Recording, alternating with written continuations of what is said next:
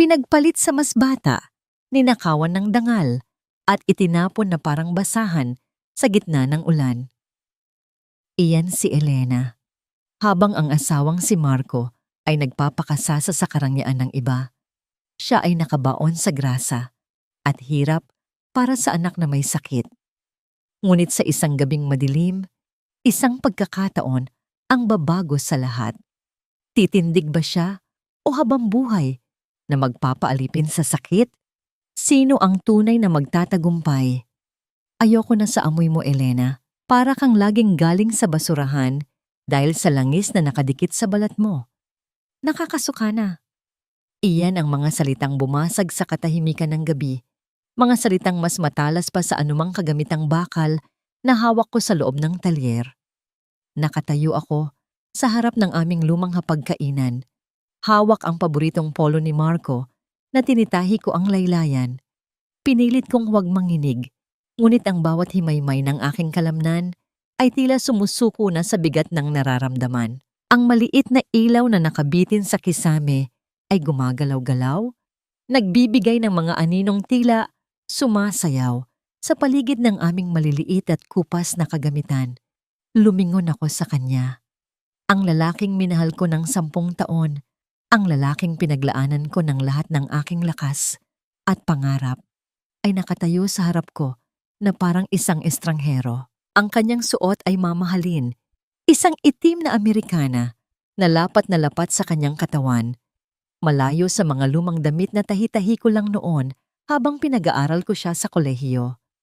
Sa labas, sa kabila ng aming bakod na yero, nararamdaman ko ang banayad na pagyanig ng lupa dahil sa makina ng isang bagong sasakyan. Alam ko kung kanino iyon, kay Sofia. Ang babaeng hindi kailanman nakahawak ng grasa, ang babaeng ang tanging alam na bigat ay ang bigat ng kanyang mga alahas. Dahan-dahan kong ibinaba ang polo sa mesa. Tumingin ako sa aking sariling mga kamay. Ang mga kuko ko ay may itim na linyang iniwan ng langis ng makina, mga bakas na hindi na maalis-alis kahit anong kuskos ko ng magaspang na sabon. Ito ang mga kamay na nagkumpuni ng libo-libong makina sa gitna ng init ng araw. Ito ang mga kamay na nagtiis sa hapdi ng sugat mula sa mga sumabog na radiator para lang may maipambayad sa kanyang matrikula. Para kay Marco, ang mga kamay na ito ay marumi. Para sa kanya, ako ay naging isang kagamitang wala ng silbi matapos niyang makinabangan upang makarating sa itaas ng lipunan. Pirmahan mo na yan para matapos na tayo. You knew this was coming, Elena. Hindi tayo magkapareho ng mundo. Look at you, and look at me now. Hindi ko kayang ipakilala ang isang mekaniko bilang asawa ko sa harap ng mga kliyente ko. Nakakahiya.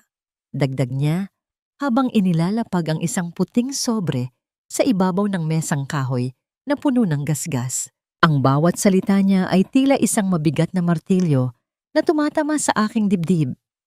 Walang ingay, walang sigaw, ngunit nararamdaman ko ang unti-unting pagkadurog ng aking puso sa loob ng aking tadyang. Ang hangin sa loob ng bahay ay tila naging malapot, mahirap lang hapin, habang ang aking paningin ay nagsisimulang lumabo dahil sa luhang pilit kong hindi ibinubuhos sa harap niya. Ayaw kong makita niya ang aking kahinaan. Ayaw kong isipin niya na sa huling sandali ay nagmakaawa ako. Kinuha ko ang papel mula sa sobre. Ang kaputian nito ay tila nanunukso sa dumi ng aking mga daliri. Sa bawat dampi ng aking balat sa papel, naiiwan ang isang maliit at madilim na mantsa ng grasa. Isang mantsa ng aking pagsasakripisyo sa dokumentong magtatapos sa aking pagkatao bilang asawa niya. Sa bawat pangungusap na nakasulat, tila binubura ang 10 taon ng aming pagsasama. Ang mga gabing magkasama kaming nangangarap sa ilalim ng tumutulong bubong, ang mga araw na hati kami sa isang pirasong pandesal. Si Angel, paano ang anak mo? Pabulong kong tanong. Ang aking boses ay tila galing sa ilalim ng lupa, tuyo at puno ng pait. Sa kabilang silid, naririnig ko ang mahina at hirap na paghinga ng aming anak, ang aming munting anghel na may mahinang puso na tanging ang amoy ng aking damit na may halo ng langis at pagmamahal ang nakakapagpatahan sa kanyang mga iyak. Magpapadala ako ng pera para sa kanya. But that's it. Huwag mo na akong tatawagan, Elena. Tapos na ang obligasyon ko sa'yo. Malamig niyang tugon bago siya tumalikod. Naririnig ko ang kanyang mga hakbang sa semento, papalayo sa akin. Papalayo sa buhay na itinayo namin sa loob ng isang dekada. Ang malakas na tunog ng pagsara ng pinto ay nagdulot ng panginginig sa buong bahay. Sapat na upang malaglag ang isang lumang litrato naming dalawa mula sa dingding. Hindi ito nabasag, ngunit ang salamin ay nagkaroon ng mahabang lamat na humati sa aming mga mukha. Naiwan akong mag-isa sa gitna ng katahimikan. Ang tanging naririnig ko na lamang ay ang bawat patak ng ulan na nagsisimulang bumuhos sa aming bubong na yero. Bawat bagsak ng tubig ay tila isang paalala ng aking mga pagkakamali. Nilapitan ko ang kama ni Angel at hinawakan ang kanyang maliit na kamay. Ang init ng kanyang lagnat ay tila sumasalamin sa apoy ng galit at sakit na naglalayab sa aking kalooban. Tumingin ako sa labas ng bintana kung saan ang dilim ay tila lalamon sa buong mundo. Ang aking mga kamay na puno ng grasa ay nanginginig sa ibabaw ng puting papel na may pirma ko na. Ito na ba ang kabayaran ng lahat? Pagkatapos ng lahat ng bagyo na sinuong ko para sa kanya, pagkatapos ng lahat ng sugat at pagod upang maiahon siya sa hirap. Bakit ako pa ang naiwan dito sa gitna ng ulan? Yakap ang isang pangarap na matagal na palang naging abo. Naramdaman ko ang isang mapait na lasa sa aking lalamunan. Hindi ito dahil sa dumi o langis. Ito ang lasa ng katotohanan. Ngunit sa gitna ng aking pagkaubos, isang maliit na kislap ng galit ang nagsimulang mabuo sa aking puso. Kung ang mga kamay na ito ang bumuo sa kanyang kinabukasan, ang mga kamay rin na ito ang magtatayo ng sarili kong tore mula sa mga guhong iniwan niya. Ganito na lang ba talaga ang halaga ko? Isang basahang itinapon matapos gamiting pamunas sa daan patungo sa tagumpay? Ang init ng iyong balat ay tila naglalayab na uling na dumadarang sa aking palad, anak. Sa bawat paghinga ni Angel, nararamdaman ko ang panghihina ng kanyang munting katawan sa ilalim ng manipis at tagpi-tagping kumot.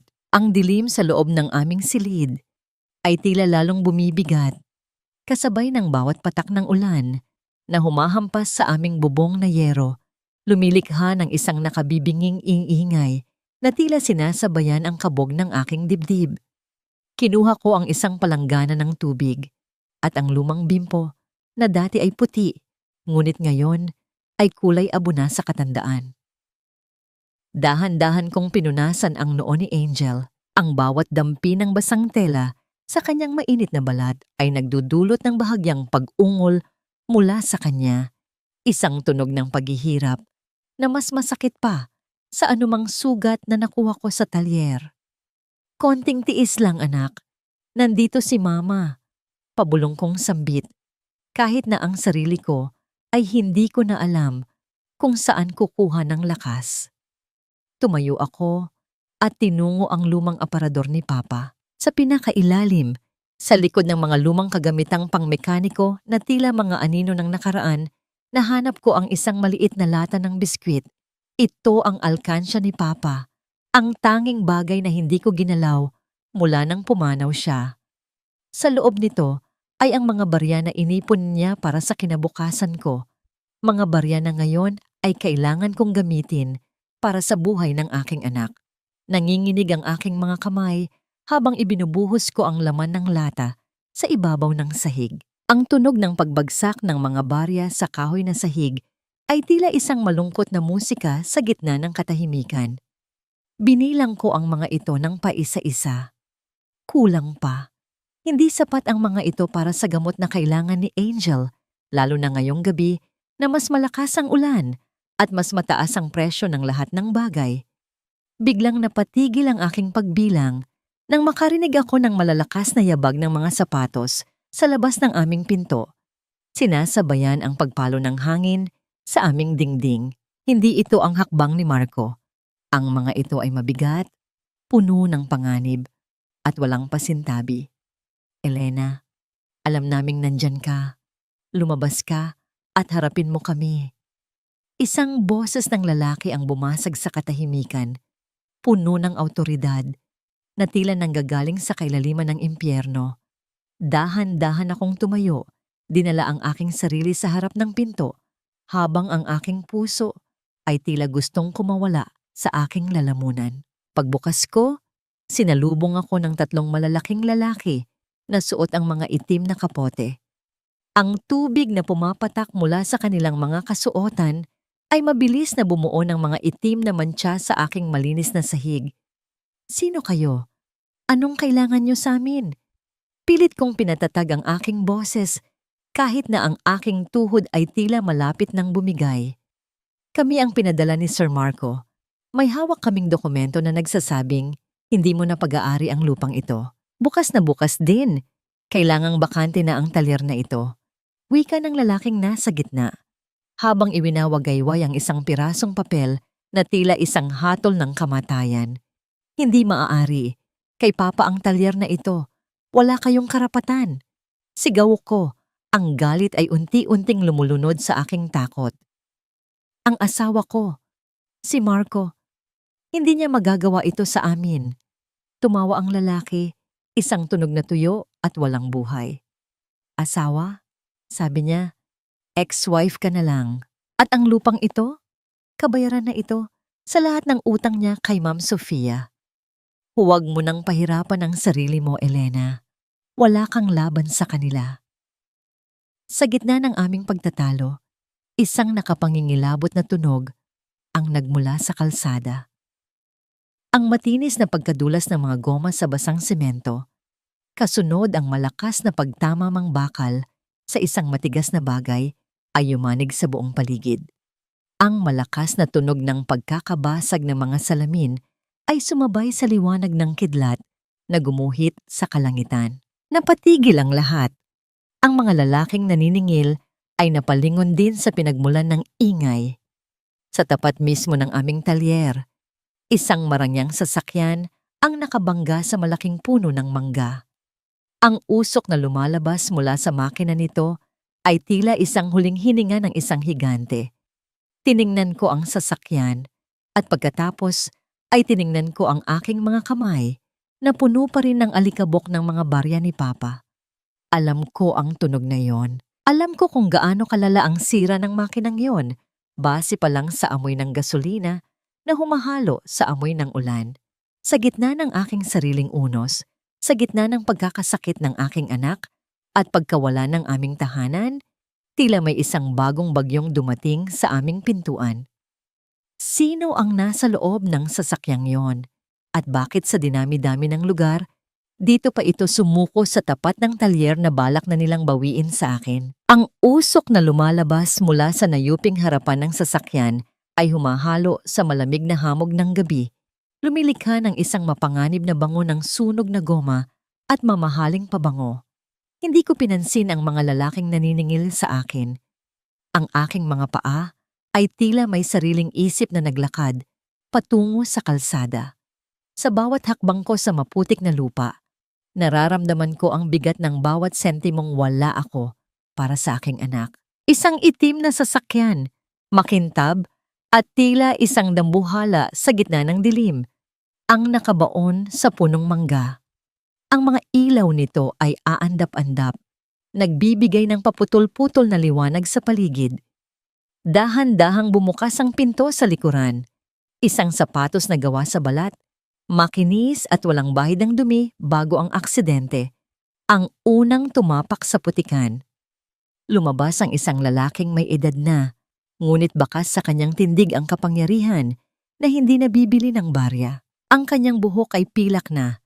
Maayos ang pagkakaayos kahit pagaling sa isang malakas na pagbangga. Siya si Don Rogelio. Sa isang tingin ko pa lang, alam kong siya ang uri ng tao na hindi kailanman tumingin sa ibaba, sa mga taong katulad kong nabubuhay sa dumi at pagod. Walang silbi, sinabi ko nang i-check ang preno bago tayo umalis. Ang kanyang boses ay tila kulog na mas malakas pa sa bagyong nararanasan namin. Galit siyang tumingin sa kanyang driver at sa dalawa pang lalaking kasunod niya na tila mga bodyguard. Mabilis na lumapit ang kanyang mga tauhan sa harapan ng sasakyan.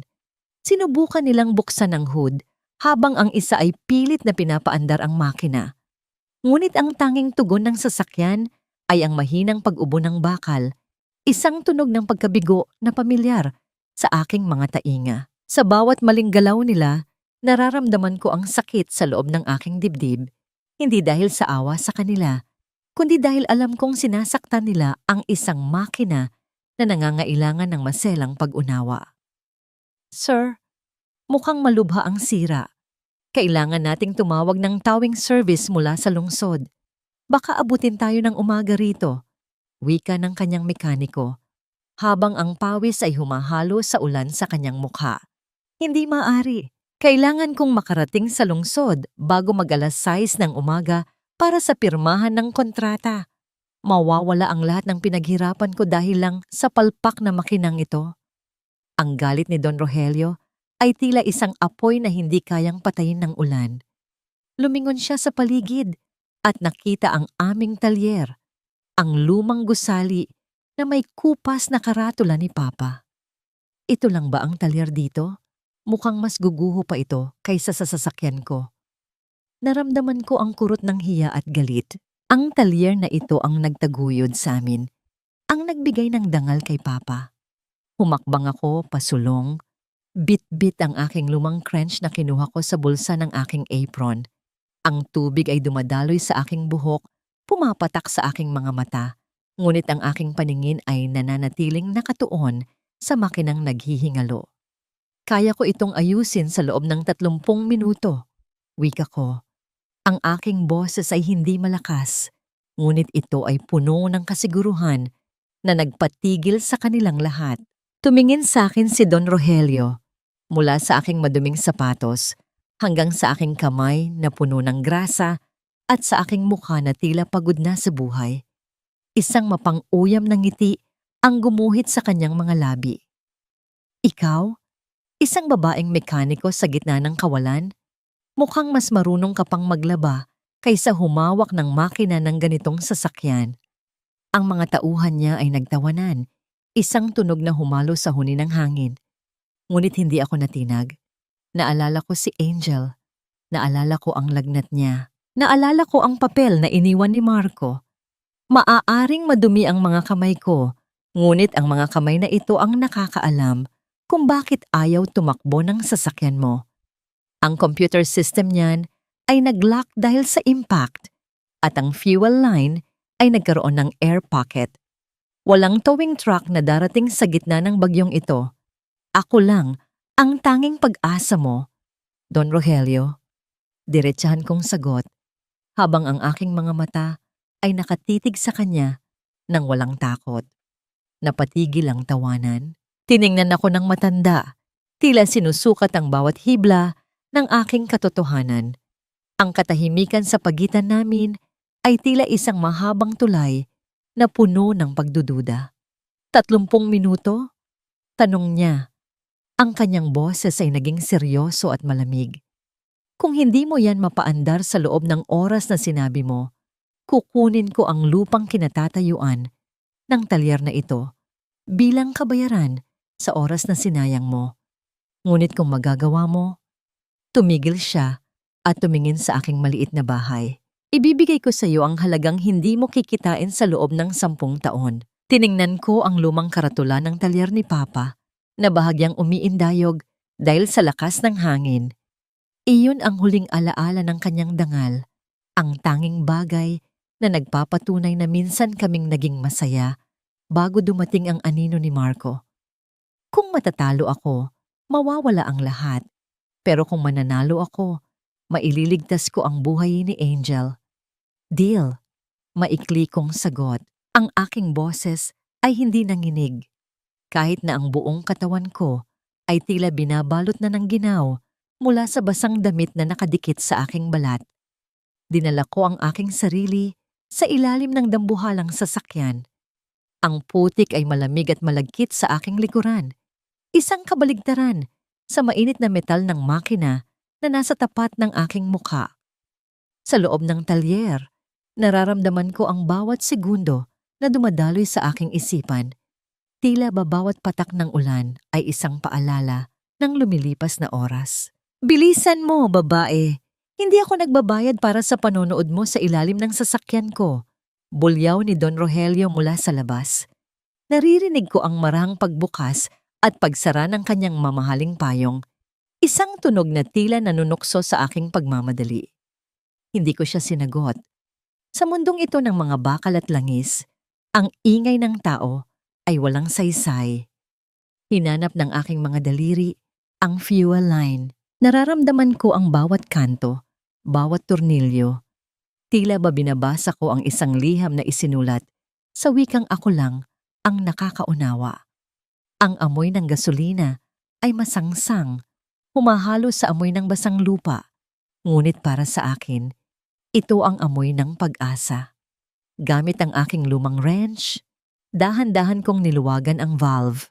Naramdaman ko ang pagdaloy ng hangin na lumalabas, isang mahinang singasing ng bakal na unti-unting nagpapaluwag sa pressure na bumara sa puso ng sasakyan.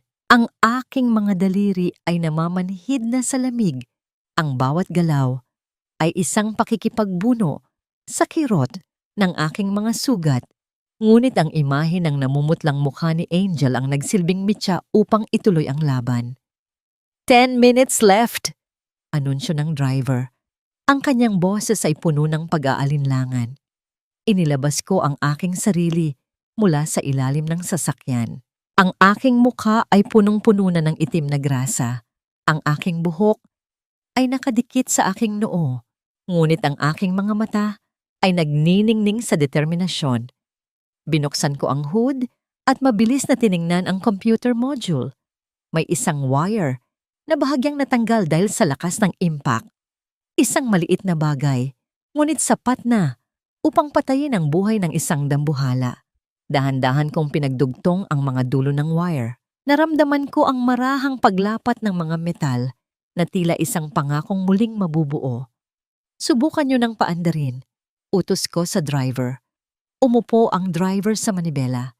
Naririnig namin ang pag-ikot ng susi, ang mahinang pag-ungol ng starter na pilit gumigising sa tulog na makina. Ngunit sa unang subok, nanatiling tahimik ang sasakyan. Tumawa ng mapait si Don Rogelio. Sinasabi ko na nga ba, isang pangarap lang ang lahat ng ito. Ihanda mo na ang mga gamit mo, babae. Bukas, wala na kayong matitirhan. Nanigas ang aking mundo. Ang bawat patak ng ulan ay tila naging kasing bigat ng bato na bumabagsak sa aking balikat. Tumingin ako sa bintana ng aking bahay kung saan naroon si Angel, naghihintay ng kagalingan na tila ba ipinagkakait ng tadhana. Isa pa, pabulong kong sabi, ang aking mga kamay ay mahigpit na nakakapit sa gilid ng sasakyan. Isa pa, please. Muling inikot ng driver ang susi. Sa pagkakataong ito, naramdaman namin ang isang malalim na panginginig mula sa kailaliman ng sasakyan. Ang unti-unting pagkabuhay ng makina ay nagsimula sa isang mahinang ugong na mabilis na naging isang matatag at malakas na tunog ng tagumpay. Ang usok na lumalabas sa tambutso ay tila isang bandila ng aking paglaya. Natahimik ang lahat. Ang tanging naririnig na lamang ay ang maayos na ritmo ng makina na tila ba isang pusong muling tumibok matapos ang mahabang panahon ng kamatayan. Dahan-dahang lumingon sa akin si Don Rogelio. Ang kanyang mukha na kanina ay puno ng panghahamak ay napalitan ng isang ekspresyong hindi ko maipaliwanag, isang paghalong gulat, paghanga, at tila ba isang pagkilala sa isang bagay na matagal na niyang hindi nakikita. Paano mo nagawa yon? Tanong niya. Ang kanyang boses ay wala na ang talim ng kanina. Pinunasan ko ang pawis at grasa sa aking noo gamit ang dumi ng aking braso. Hindi lang ito basta bakal, Don Rogelio. May kaluluwa rin ang bawat makina. Kailangan mo lang silang pakinggan. Kinuha ni Don Rogelio ang kanyang pitaka mula sa loob ng kanyang Amerikana. Ngunit sa halip na pera, kinuha niya ang isang makinis na puting card na may gintong mga titik. Iniabot niya ito sa akin. Ang kanyang mga mata ay matamang nakatitig sa aking mga maduming kamay. Ang halagang ipinangako ko ay matatanggap mo bukas. Ngunit ang card na ito, tumigil siya at tumingin sa aking talyer. Ito ang susi mo sa isang mundong hindi mo inakalang darating sa'yo. Tawagan mo ako pagkatapos mong maasikaso ang anak mo. Bago pa ako makasagot, mabilis na sumakay si Don Rogelio sa sasakyan. Pinanood ko ang pag-alis nila, ang mga ilaw ng sasakyan na unti-unting naglalaho sa dilim ng kalsada. Iniiwan ako sa gitna ng ulan kasama ang puting card na hawak ko. Napatitig ako sa card. Sa gitna ng aking kagalakan, isang bigat ang muling dumapo sa aking puso. Naalala ko ang mukha ni Marco. Naalala ko ang kanyang mga salitang humahamak sa aking pagkatao. Ano ang gagawin ko kung malaman ni Marco na ang talyer na balak niyang ibenta ay ang siyang magiging daan ko patungo sa tagumpay na ipinagkait niya sa akin? At higit sa lahat, sapat na ba ang perang ito para maligtas ang buhay ni Angel bago mahuli ang lahat? Ang dumi ng kamay mo, Elena. Kahit kailan, hindi na mababakas sa balat mo ang pagiging isang babae. Ang mga salitang yon ni Marco ay muling umalingaw-ngaw sa aking isipan habang nakatitig ako sa makinis at puting card na iniwan ni Don Rogelio. Ang bawat letra ng ginto ay tila kumikinang sa ilalim ng malamlam na ilaw ng aming talyer.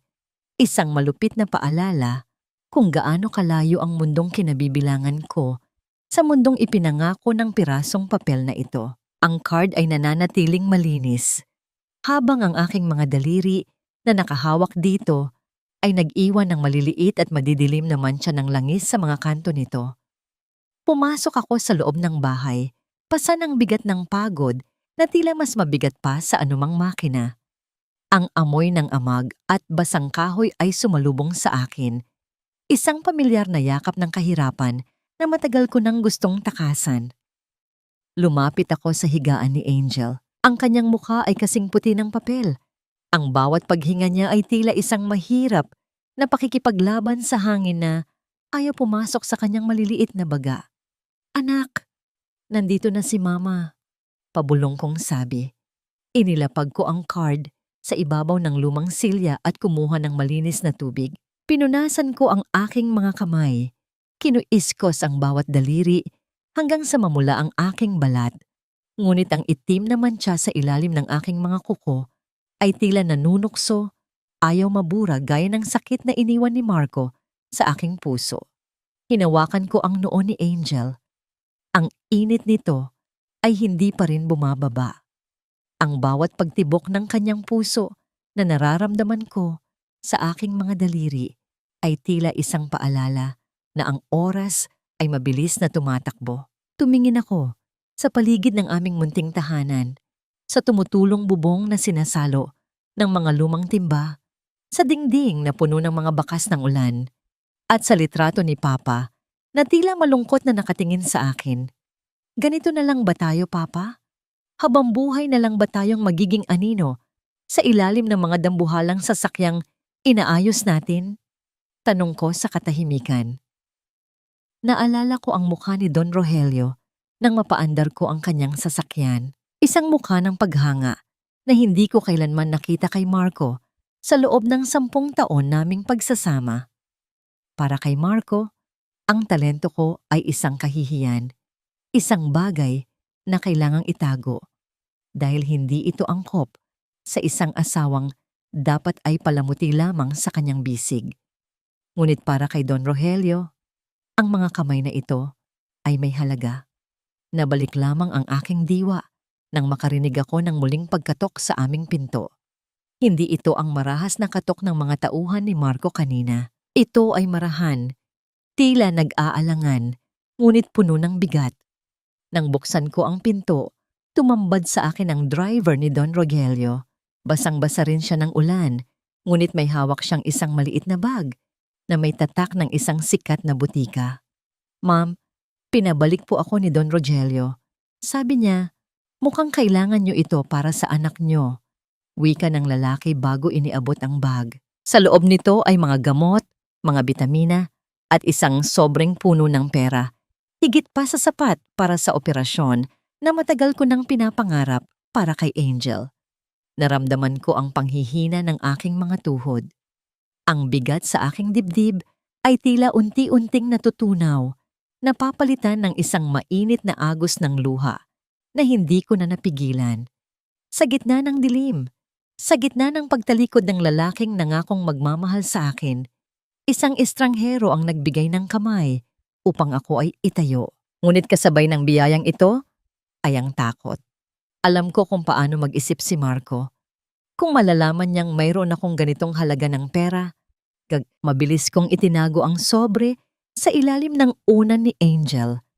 Tila ba ang bawat sentimo nito ay isang mainit na uling na maaaring sumunog sa aming kaligtasan kung malalaman ng maling tao. Sa mundong ito, ang biyaya ay madalas na sinusundan ng buwaya. At si Marco sa kabila ng kanyang magagarang damit ay ang pinakagutom na buwayang nakilala ko. Salamat, tanging naisagot ko sa driver ni Don Rogelio. Pinanood ko ang pagtalikod niya at ang muling paglamon ng dilim sa kanyang figura. Pagkasara ng pinto, mabilis akong lumapit kay Angel. Maingat kong pinainom sa kanya ang gamot. Ang bawat patak nito ay tila isang banal na tubig na magpapahinto sa naglalayab na lagnat ng aking anak. Sa loob ng ilang sandali, ang bawat paghinga ni Angel ay naging mas malalim, mas payapa. Ang panginginig ng kanyang maliliit na balikat ay unti-unting huminto at ang kulay sa kanyang mga pisngi ay nagsimulang bumalik mula sa pagiging maputla. Napaupo ako sa sahig, sa tabi ng kanyang higaan at hinayaan kong bumagsak ang lahat ng bigat na kanina ko pa kinikimkim. Tumingin ako sa aking mga kamay. Sa ilalim ng malamlam na liwanag, ang mga ito ay puno pa rin ng itim na grasa. May mga bagong galuhos mula sa pagkumpuni sa sasakyan ni Don Rogelio. Ngunit sa pagkakataong ito, hindi ko naramdaman ang hiya na laging ipinaparamdam sa akin ni Marco. Ang mga kamay na ito, na tinatawag niyang marumi at mababa, ang siyang nagligtas sa buhay ng kanyang anak ngayong gabi. Ang mga kamay na ito ang nagpaandar sa isang dambuhalang makina na hindi kayang paamuhin ng mga lalaking nakasuot ng kurbata. Isang matamis at mapait na pagtanto ang gumuhit sa aking puso. Ang talento ni Papa na ipinamana sa akin ay hindi isang sumpa. Ito ay isang kalasag. Nabalik lamang ang aking diwa nang marinig ko ang muling paghinto ng isang sasakyan sa tapat ng aming talyer. Hindi ito ang maayos na ugong ng sasakyan ni Don Rogelio. Ang makinang ito ay tila mayabang na humihiyaw. Pamilyar sa aking pandinig dahil sa bawat modipikasyong ako mismo ang gumawa noon. Si Marco. Mabilis kong kinuha ang card ni Don Rogelio at ang sobre ng pera. Isinilid ko ang mga ito sa isang lihim na compartment sa ilalim ng sahig na ginawa ni Papa para sa kanyang mga mamahaling kagamitan. Bahagya kong inayos ang aking sarili bago binuksan ang pinto. Pumasok si Marco na tila ba siya pa rin ang hari ng tahanang ito. Ang kanyang mga mata ay mapanuri. Tinitingnan ang bawat sulok ng aming munting sala. Ang amoy ng alak at mamahaling pabango ni Sofia ay tila isang laso na humahalo sa malinis na hangin sa loob ng bahay. Nandito pa rin pala ang mga gamit mo? Akala ko ba malinaw ang sinabi ko kanina? Bungad niya. Ang kanyang boses ay puno ng pagkainip. Lumapit siya sa higaan ni Angel at tiningnan ang mga bote ng gamot na nasa ibabaw ng lamesa. Saan galing ang mga ito?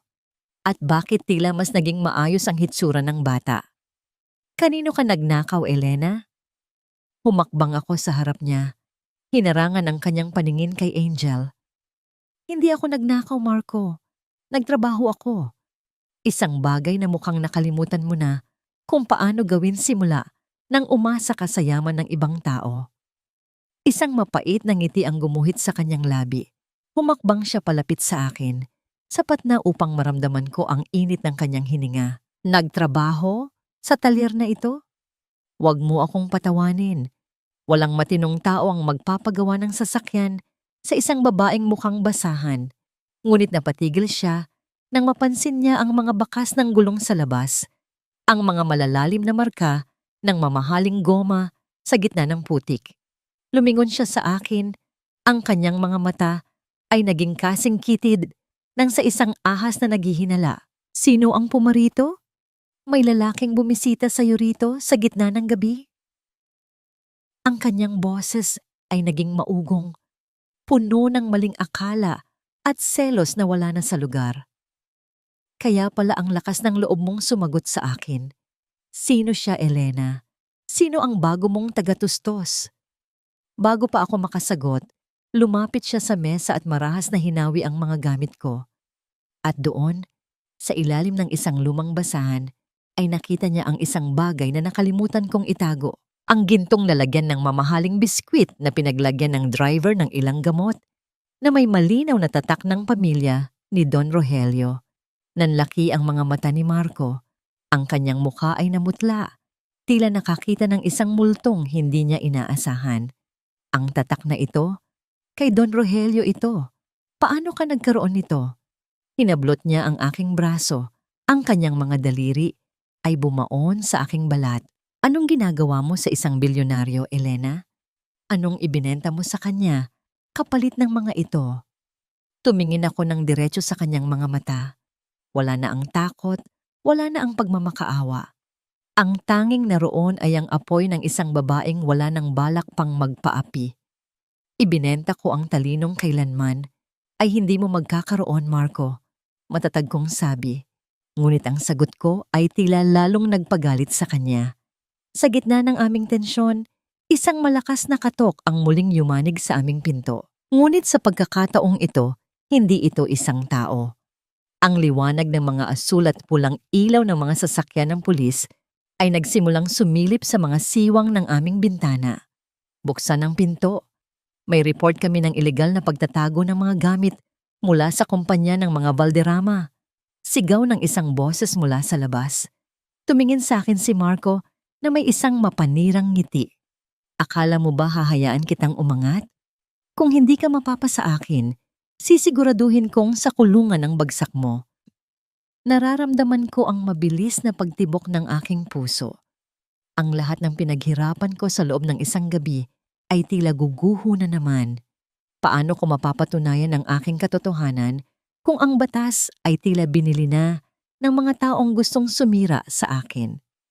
At higit sa lahat, may iwan ba si Angel sa ang bawat pag-ikot ng pulang liwanag na nagmumula sa labas ay tila isang malupit na hagupit sa aking mga mata.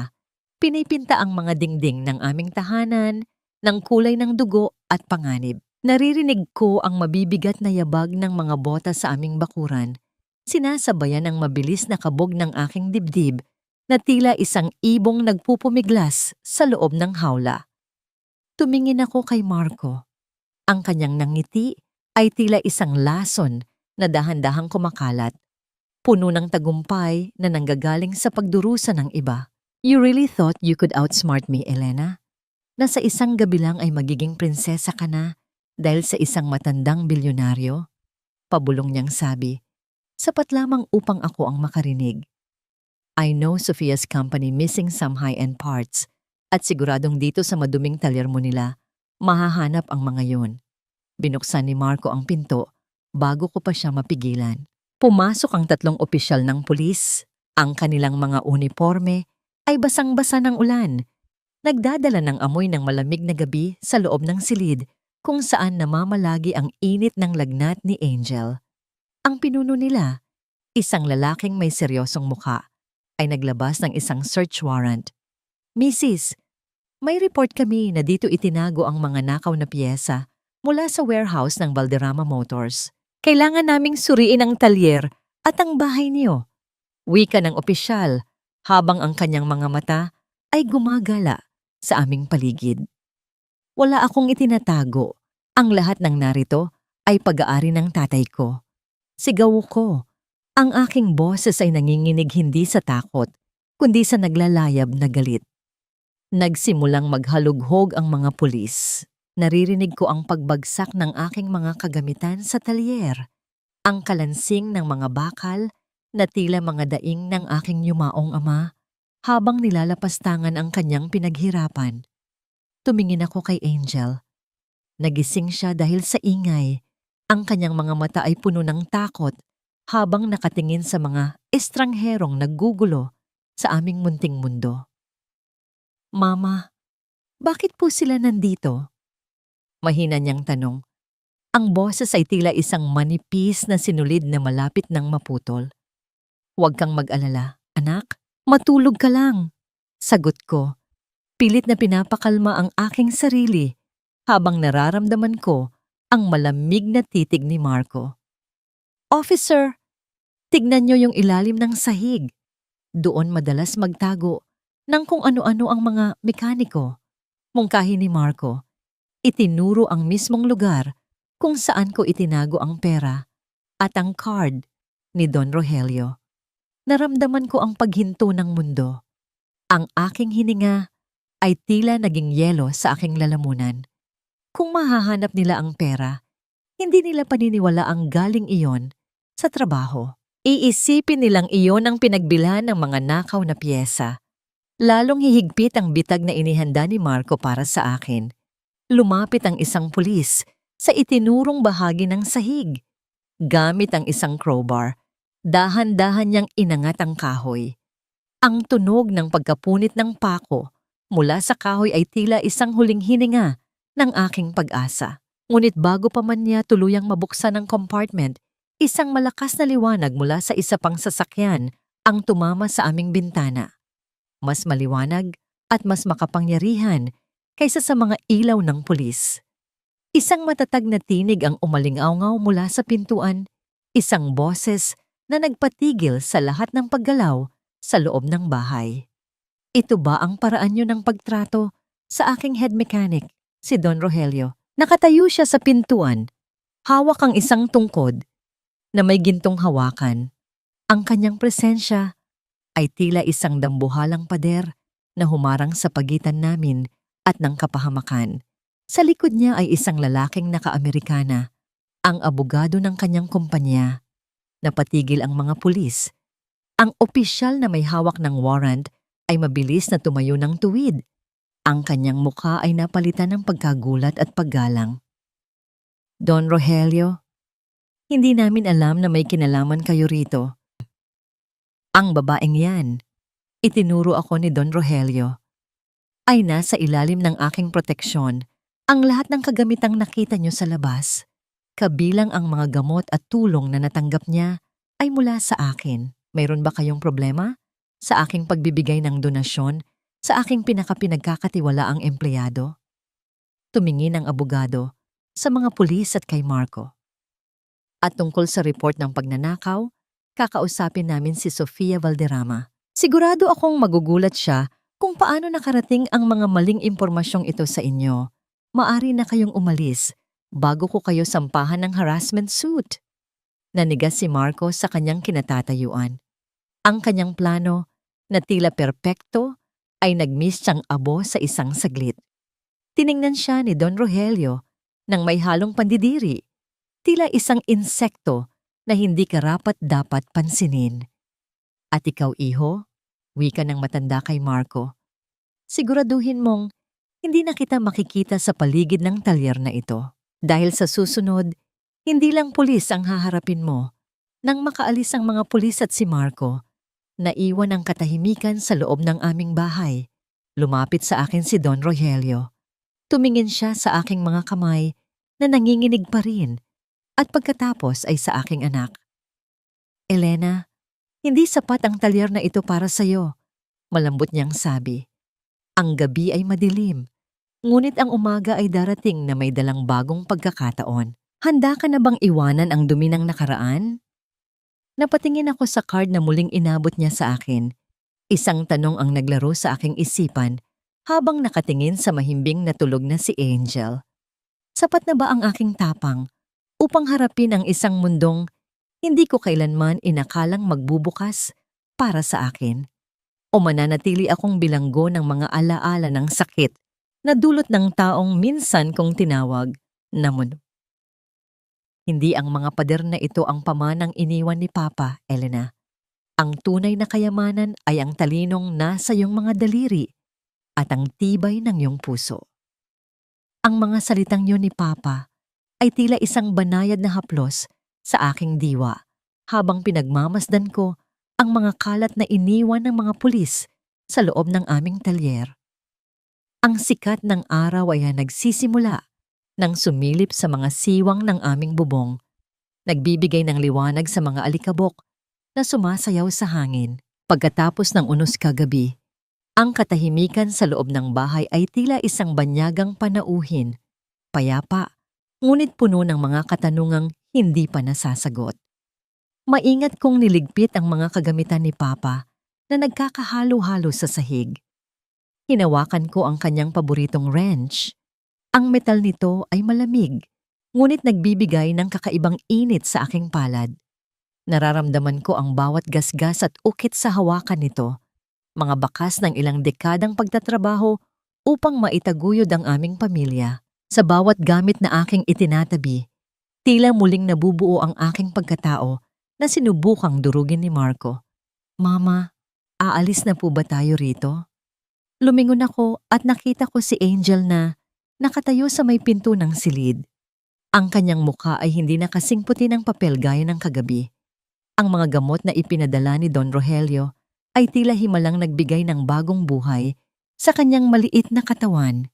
Ngunit sa kanyang mga mata, bakas pa rin ang pangamba na dulot ng gulo na nasaksihan niya. Lumapit ako sa kanya at niyakap ko siya ng mahigpit. Hindi tayo aalis dahil sa takot, anak. Kung aalis man tayo, iyon ay dahil handa na tayong buuin ang bago nating buhay. Nabalik lamang ang aking atensyon sa katotohanan nang makita ko ang isang puting sobre na nakaipit sa ilalim ng pintuan. Nang buksan ko ito, tila tumigil ang pagtibok ng aking puso. Ito ay isang paunawa ng foreclosure. Dahil sa mga utang ni Marco na hindi ko alam, ang talyer at ang aming bahay ay nakasangla na pala sa isang pribadong kumpanya, ang kumpanya ng pamilya ni Sofia. Isang mapait na tawa ang kumawala sa aking lalamunan. Hindi lang pala ang dangal ko ang gustong kunin ni Marco, pati ang huling alaala ng aking ama ay balak niyang ibigay sa babaeng ipinalit niya sa akin bilang kabayaran sa kanyang mga pagkakamali. Ang bawat sentimong pinaghirapan ko, ang bawat gabing hindi ko itinulog upang ayusin ang mga makina, ay tila naging abo sa harap ng dokumentong ito. Elena, alam kong nandyan ka. Huwag mong isiping panalo ka na dahil lang sa matandang yun. Ang boses ni Marco ay muling bumasag sa katahimikan ng umaga. Nakatayo siya sa labas ng bakod. Hindi na suot ang kanyang mamahaling Amerikana. Ang kanyang buhok ay gulo-gulo at ang kanyang mga mata ay nangingitim sa puyat at galit. Wala na ang kislap ng tagumpay sa kanyang mukha. Ang tanging naroon ay ang desperasyon ng isang taong nawawalan na ng kapit. Lumabas ako ng talyer, bit-bit ang dokumento ng foreclosure. Ano pa ang kailangan mo, Marco? Hindi mo ba nakuha ang gusto mo kagabi? Ang lupang ito, Elena, akin ito. Pirmahan mo na ang waiver para makuha ko ang commission ko mula kay Sofia. Kapag hindi mo ito ginawa, sisiguraduhin kong wala kayong matutuluyan ng bata. Sigaw niya. Ang kanyang mga kamay ay nanginginig habang nakakapit sa kalawanging rehas ng aming bakod. Tiningnan ko siya ng may halong awa. Ang lalaking dati kong tinitingala ay isa na lamang anino ng kasakiman. Ibinenta mo na ang lahat, Marco. Ibinenta mo ang anak mo, ang asawa mo, at ngayon, pati ang alaala ni Papa. Wala ka nang makukuha sa akin. Wala na akong pakialam sa alaala ng tatay mo. Ang kailangan ko ay pera. Sofia is leaving me. Kung hindi ko maibibigay sa kanya ang lupang ito, iiwan niya ako sa kangkungan. Ang kanyang boses ay naging paos. Tila isang hayop na nasusukol sa kanto. Sa gitna ng aming pagtatalo, isang marangyang sasakyan ang huminto sa tapat ng aming bahay. Akala ko ay si Don Rogelio, ngunit isang babaeng may suot na malalaking shades at mamahaling damit ang lumabas. Si Sofia, ang kanyang muka ay puno ng pandidiri habang nakatingin sa aming talyer at kay Marco. "Stop it, Marco. You're making a scene. Nakakahiya." Wika ni Sofia, ang kanyang boses ay malamig at puno ng paghamak. Lumingon siya sa akin at dahan-dahang tinanggal ang kanyang shades. "So you're the mechanic wife. Sayang ang ganda mo, Elena. Masyado kang nabulag ng pag-ibig sa isang lalaking walang kwenta." Inabot ni Sofia ang isang tseke kay Marco. "Here, take it and never show your face to me again. The deal for this land is off. Don Rogelio's lawyers already blocked the transfer. You're a loser, Marco. At hinding-hindi ko ipagpapalit ang reputasyon ko para sa isang katulad mo." Naniga si Marco habang hawak ang tseke. Tumingin siya kay Sofia at pagkatapos ay sa akin. Ang kanyang mundo ay tuluyan ng gumuho sa harap ng dalawang babaeng minsan niyang sinubukang paglaruan. Ngunit sa halip na pagsisisi, ang nakita ko sa kanyang mga mata ay isang mas madilim na plano. Lumingon si Sofia sa akin bago siya pumasok sa kanyang sasakyan. "Isang payo lang, Elena. Ang mga taong katulad ni Rogelio ay hindi tumutulong ng walang kapalit. Be careful. Baka ang susunod na mawala sa iyo ay ang anak mo." Naiwan kaming dalawa ni Marco sa gitna ng init ng araw. Ang katahimikan ay tila isang tali na unti-unting sumasakal sa amin. Hinawakan ni Marco ang kanyang bulsa at doon ko nakita ang isang pamilyar na bagay, ang susi ng aming lumang cabinet kung saan nakatago ang mga medical na dokumento ni Angel. Kung hindi ko makukuha ang lupa, Elena, sisiguraduhin kong wala kang magagamit para patunayan na karapat-dapat kang maging magulang. Pabulong niyang banta bago siya mabilis na sumakay sa kanyang lumang motor at humarurot paalis. Naramdaman ko ang mabilis na pagtibok ng aking puso. Ang mga dokumento ni Angel, ang tanging pruweba ng kanyang sakit at ang mga kailangan para sa kanyang operasyon sa ilalim ng foundation ni Don Rogelio. Kung mawawala ang mga iyon, tila ba ninakaw na rin ni Marco ang kinabukasan ng aming anak. Napaupo ako sa tapat ng talyer. Ang dokumento ng foreclosure ay unti-unting nalulukot sa aking mga kamay. Bakit sa bawat hakbang ko patungo sa liwanag, laging may aninong humihila sa akin pabalik sa dilim? Tumingin ako sa langit. Ang araw ay mataas na, ngunit ang aking kalooban ay tila nasa gitna pa rin ng hating gabi. Hanggang kailan ko kailangang magbayad para sa mga pagkakamali ng isang taong hindi marunong magmahal? Nakatitig ako sa bakanteng drawer kung saan ko itinatago ang mahahalagang papeles ni Angel. Ang bawat hibla ng alikabok na naiwan sa loob ay tila nanunukso sa aking kawalan. Isang malupit na paalala na muling nanalo ang kadiliman sa katauhan ni Marco. Nanginginig ang aking mga daliri habang kinakapa ang ilalim ng kahoy, umaasang baka may naiwang kahit isang piraso ng katotohanan, ngunit tanging ang gasgas na ibabaw lamang ang sumalubong sa akin. Sa loob ng 10 taon, ang mga kamay na ito ay walang ginawa kundi bumuo. Bumuo ng mga sirang makina. Bumuo ng pangarap para sa isang lalaking walang ibang ginawa kundi wasakin ang aking pagkatao. At ngayon, pati ang huling sandata ko para iligtas ang aking anak ay ninakaw niya rin. Naramdaman ko ang isang mainit na agos ng luha na gumuguhit sa aking mga pisngi. Humahalo sa itim na grasa na hindi ko pa nahuhugasan mula kaninang umaga. Isang mahapdi at mapait na pagtangis ang kumawala sa aking lalamunan. Isang tunog ng pagkaubos na tanging ang mga pader lamang ng talyer ang nakakaalam. Ngunit sa gitna ng aking pagiyak, naramdaman ko ang mahinang hawak ni Angel sa aking laylayan. Tumingin ako sa kanya at sa kanyang mga mata ay nakita ko ang takot na pilit niyang itinatago. Doon, sa gitna ng aming guhong tahanan, tila may isang bagay na nag-alab sa aking kalooban. Isang apoy na hindi nanggagaling sa galit, kundi sa isang matinding pagnanais na mabuhay. Tumayo ako at pinunasan ang aking mukha gamit ang dumi ng aking braso. Hindi na ako ang Elenang laging nakayuko. Hindi na ako ang asawang laging naghihintay ng tira-tirang pagmamahal. Dinala ko ang aking sarili sa ilalim ng gripo sa labas ng talyer. Ang tubig ay malamig, humahapdi sa aking mga galos, ngunit hinayaan ko itong dumaloy sa aking buong katawan. Kinuha ko ang magaspang na sabon at kinuiskos ang aking mga kamay. Kinuiskos ko ang bawat dumi, bawat mantsa ng langis, at bawat alaala ng haplos ni Marco na tila nananatili pa rin sa aking balat. Sa bawat kuskos, tila dahan-dahang nahuhugasan ang mga taon ng aking pagpapakumbaba. Nang matapos ako, ang aking mga palad ay mapula at mahapdi. Ngunit sa unang pagkakataon, naramdaman ko ang tunay na kalinisan. Isinuot ko ang aking pinakamaayos na damit, isang lumang blusa na itinabi ko para sa mga espesyal na okasyon. Kinuha ko ang card ni Don Rogelio mula sa lihim na compartment sa sahig na hindi nahanap ni Marco. Ang puting card na may gintong titik ay tila isang mitya ng aking pag-asa. Magbantay ka rito, Angel. Huwag mong bubuksan ang pinto kahit kanino. Pabilin ko sa aking anak bago ko siya hinalikan sa noo.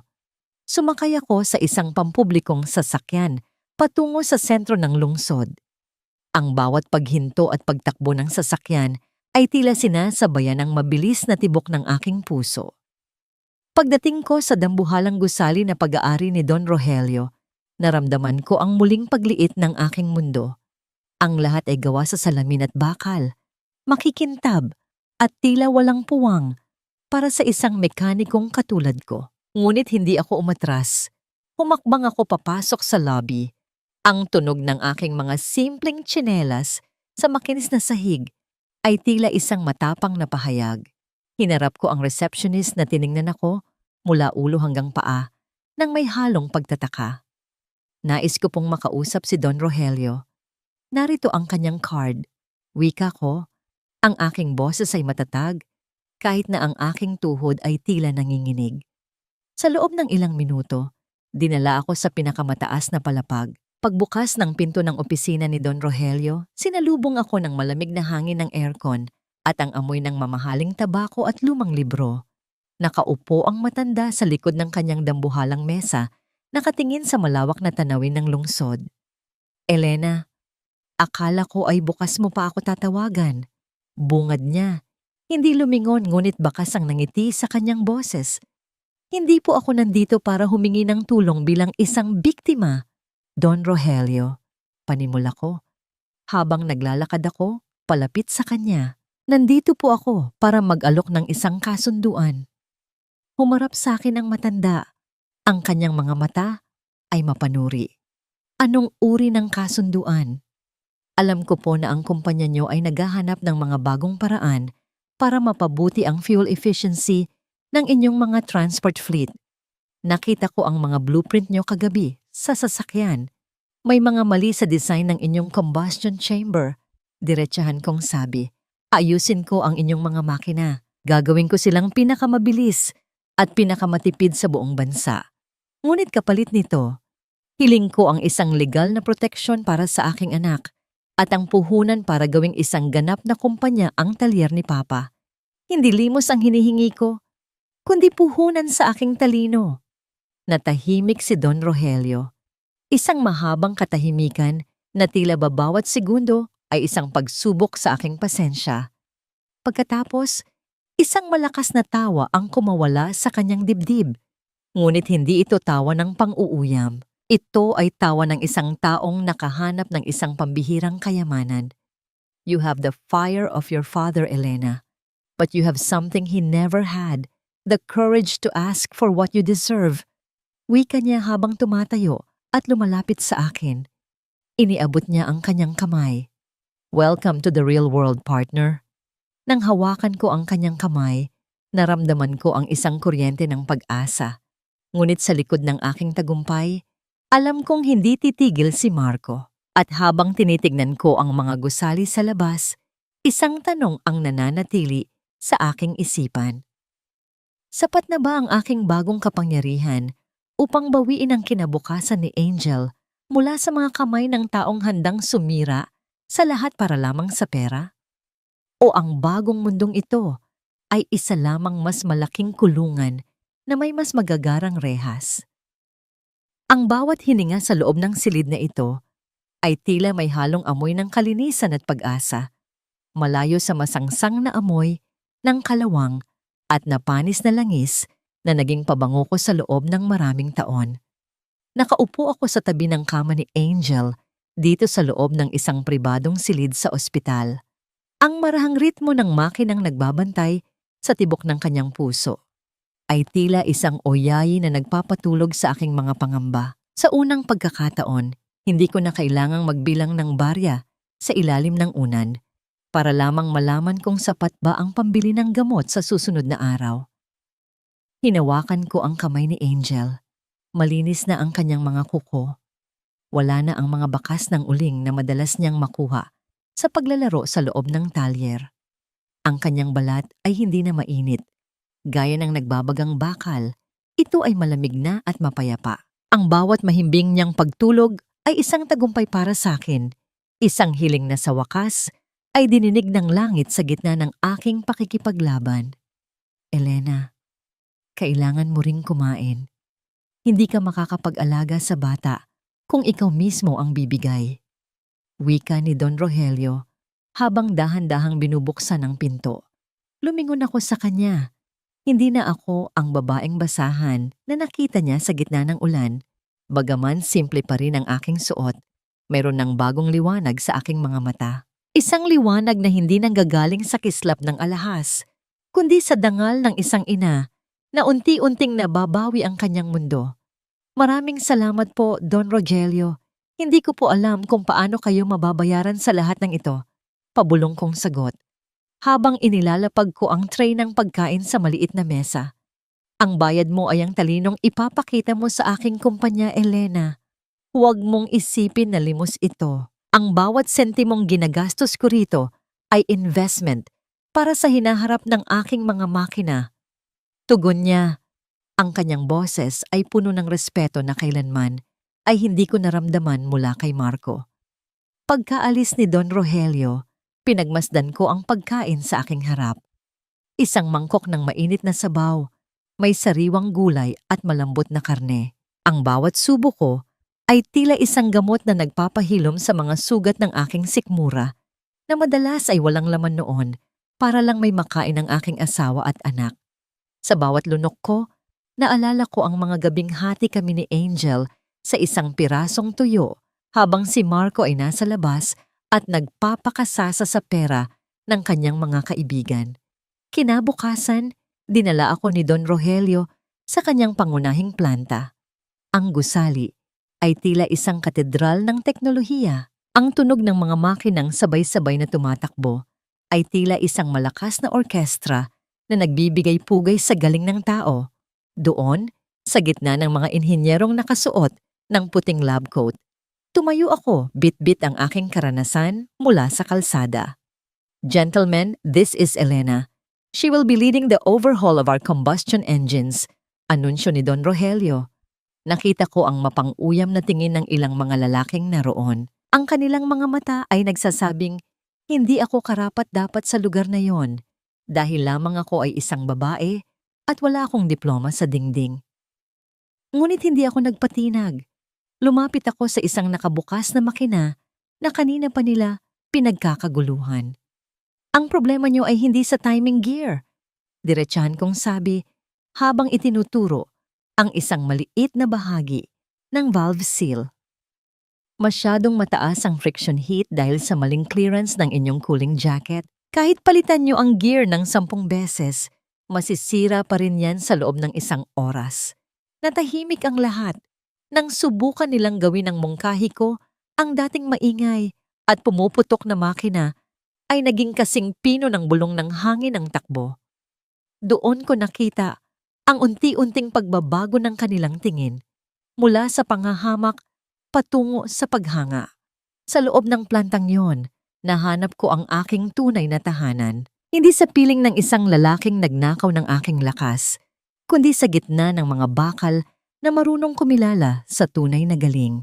Pagkatapos ng trabaho, naglalakad ako sa lobby ng isang hotel kung saan gaganapin ang isang business gala na inimbitahan ako ni Don Rogelio. Nakaayos ang aking buhok at suot ko ang isang simpleng itim na damit na lapat sa aking katawan. Habang naglalakad ako patungo sa elevator, naramdaman ko ang mabilis na paghinto ng isang pamilyar na presensya sa aking likuran. Elena, ikaw ba talaga yan? Ang boses na yon ay tila isang malamig na tubig na ibinuhos sa aking likuran. Lumingon ako at nakita ko si Marco. Hindi na siya ang mapagmataas na lalaking iniwan ako. Ang kanyang barong ay may mantsa, ang kanyang mga mata ay pagod, at halatang pilit na lamang siyang nakikihalo sa karangyaan ng paligid. Sa tabi niya ay si Sofia na mukhang naiirita sa bawat galaw ni Marco. Tumingin sa akin si Marco mula ulo hanggang paa. Ang kanyang bibig ay bahagyang nakabukas sa gulat. Tila hindi makapaniwala na ang basahang iniwan niya sa talyer ay ang babaeng nagniningning ngayon sa harap niya. Anong ginagawa mo rito? At bakit ganyan ang suot mo? Kanino ka nagnakaw para makapasok dito? Ang kanyang boses ay may halong pait at pagnanasa na hindi ko na nais pang marinig. Ngunit bago pa ako makasagot, isang tauhan ng hotel ang lumapit sa akin nang may malalim na paggalang. Miss Elena, hinihintay na po kayo ni Don Rogelio sa VIP Lounge. Handa na po ang mga dokumento para sa inyong bagong kumpanya. Tumingin ako kay Marco, hindi nang may galit, kundi nang may malalim na katahimikan na mas masakit pa sa anumang sampal. Hindi na ako ang babaeng kilala mo, Marco. Ang babaeng yun ay matagal mo nang pinatay at ang babaeng nasa harap mo ngayon ay hindi mo na kailanman maaabot. Tumalikod ako at humakbang palayo. Ang tunog ng aking mga sapatos sa marmol na sahig ay tila isang pahayag ng aking ganap na paglaya. Ngunit sa bawat hakbang ko, naramdaman ko ang isang bigat. Lumingon ako ng bahagya at nakita ko si Marco na pilit hinahabol ang aking tingin. Habang sa kanyang kamay ay hawak niya ang isang pamilyar na folder. Ang mga medikal na records ni Angel na ninakaw niya. Isang mapait na ngiti ang gumuhit sa kanyang labi habang iwinawagayway ang folder sa madilim na sulok ng lobby. Akala mo ba ganun lang kadali yun, Elena? You may have the money now, but I still have the one thing that can take your daughter away from you. Naramdaman ko ang marahas na pagpintig ng ugat sa aking sentido. Isang pamilyar na kaba na tila isang malamig na kamay na sumasakal sa aking hininga. Ang paligid na kanina ay puno ng kinang at mahinhing tawanan ng mga mayayaman ay biglang naglaho. Natila ba kaming dalawa na lamang ni Marco ang natitira sa gitna ng isang masukal na kagubatan. Ang folder na hawak niya, ang mga orihinal na papeles ng kapanganakan ni Angel at ang mga pirmadong dokumento ng kanyang operasyon ay tila isang talim na nakatutok sa aking lalamunan. You're crazy, Marco. Anong akala mo? Matatakot mo ako sa ganyang paraan? Pilit kong pinatatag ang aking boses kahit na nararamdaman ko ang panginginig ng aking mga daliri sa loob ng suot kong itim na gown. Humakbang siya palapit. Ang amoy ng alak ay mas lalong tumindi. Humahalo sa mamahaling pabango na tila hindi na kayang itago ang nabubulok niyang pagkatao.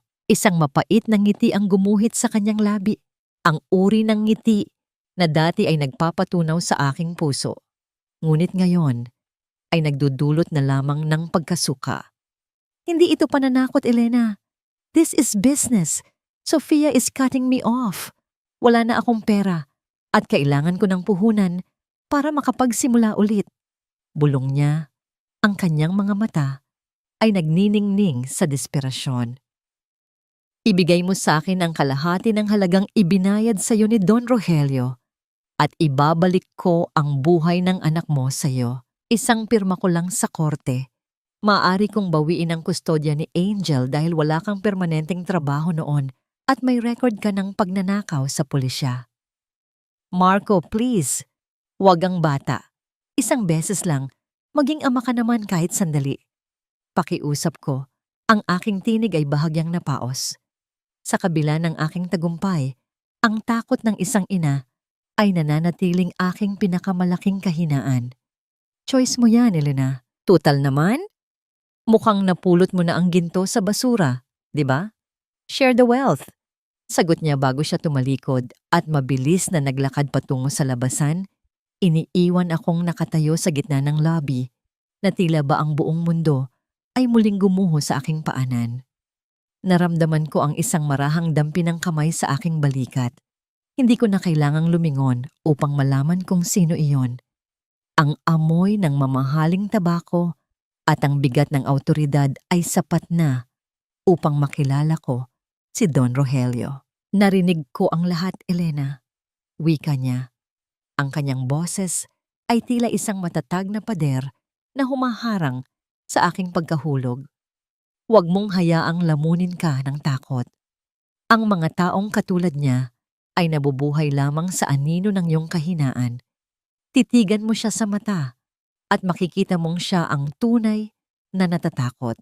Pero ang anak ko, ang mga papeles ni Angel, ang aking luha ay hindi ko na napigilan. Pumatak ito sa aking pisngi, mainit at puno ng pait. Ang mga dokumento ay papel lamang, Elena. Ang batas ay hindi lamang tungkol sa kung anong hawak mo, kundi tungkol sa katotohanan. At ang katotohanan ay ikaw ang nagligtas sa bata habang siya ay abala sa pagwasak sa inyong buhay. Seryosong dagdag ng matanda. Kausapin mo ang aking legal team. Bukas na bukas din. Sisiguraduhin nating wala na siyang mahahawakang kahit anong alas laban sa'yo. Nabalik ang aking lakas nang marinig ko ang mga salitang iyon. Isang malalim na hininga ang aking pinakawalan. Tila ba inilalabas ko ang lahat ng lason na itinanim ni Marco sa aking diwa. Tiningnan ko ang aking mga kamay. Ang mga kamay na dati ay puno ng grasa. Ang mga kamay na bumuo sa kinabukasan ng iba. Ngayon, ang mga kamay ring ito ang lalaban para sa huling pangarap na natitira sa akin. Nang sumunod na araw, pumunta ako sa tagpuan na sinabi ni Marco. Isang lumang bodega sa tabi ng riles ng tren kung saan ang amoy ng kalawang at napanis na pagkain ay nangingibabaw. Nakatayo siya roon, hawak ang folder, mukhang mas desperado kaysa kagabi. Nasaan ang pera? Bungad niya. Hindi man lang ako tinignan ng diretso sa mata. Dahan-dahan akong lumapit sa kanya. Hindi ako nagdala ng pera. Hindi ako nagdala ng anumang bagay, kundi ang aking sariling dangal. Wala akong dalang pera, Marco. At hindi ako magbibigay sa iyo ng kahit isang sentimo. Anong sabi mo? Wala ka bang pakialam sa anak mo? Sigaw niya. Ang kanyang mukha ay namula sa galit habang itinataas ang folder. Tila ba handa itong punitin sa harap ko. Mas may pakialam ako sa kanya kaya hindi ko hahayaang lumaki siya na ang tingin sa tatay niya ay isang kriminal. Matatag kong sagot. Lumingon ka sa likod mo, Marco.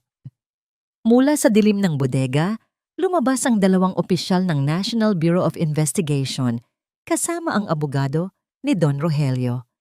Ang hawak nilang recorder ay naglalaman ng bawat salita ng pagtatangka niyang pangingikil sa akin kagabi sa lobby ng hotel. Nanigas si Marco.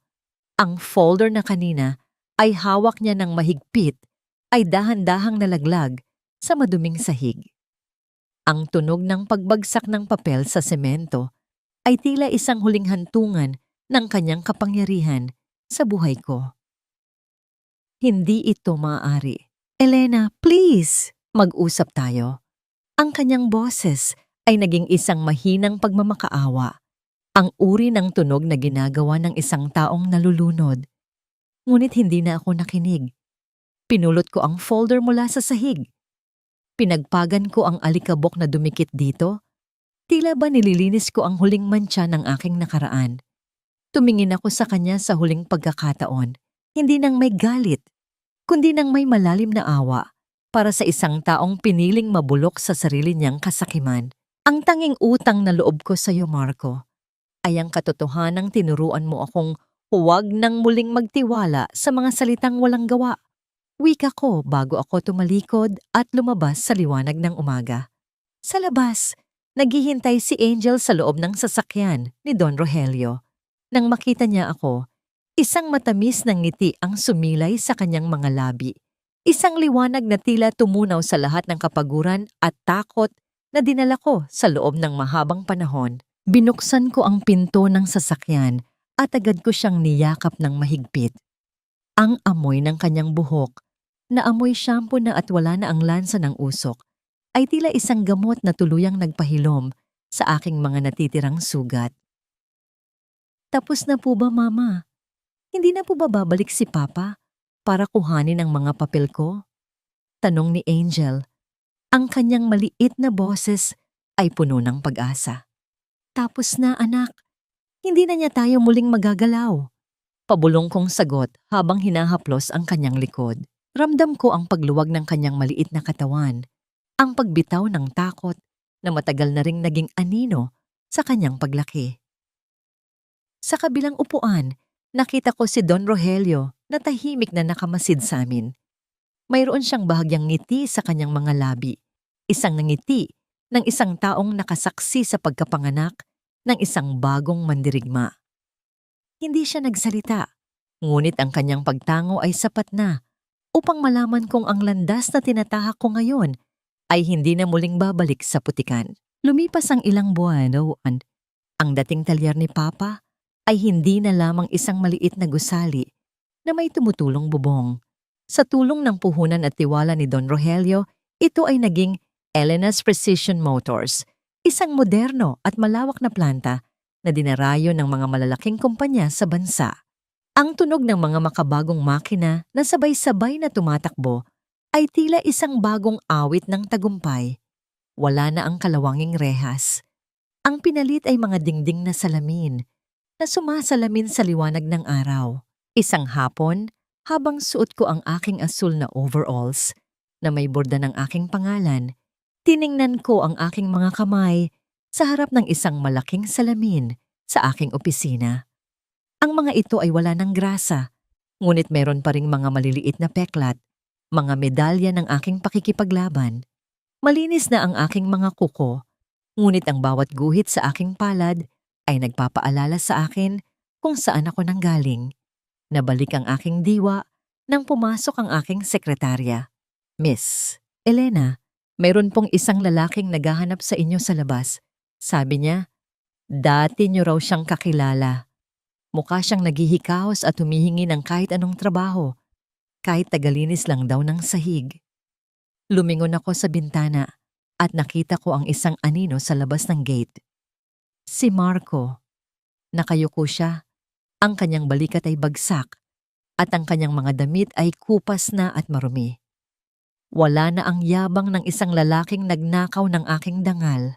Ang tinitignan ko ngayon ay isang taong tuluyan ng nilamon ng sarili niyang mga maling desisyon. Sabihin mo sa kanya, wala kaming bakante para sa mga taong hindi marunong magpahalaga sa binuo ng iba. Malamig kong utos. At ibigay mo ito sa kanya. Inabot ko ang isang maliit na sobre. Hindi ito naglalaman ng pera. Naglalaman ito ng isang pirasong papel kung saan nakasulat ang huling habilin ni Papa. Ang galing ay walang silbi kung ang puso ay bulok. Pinanood ko ang paglalakad niya palayo.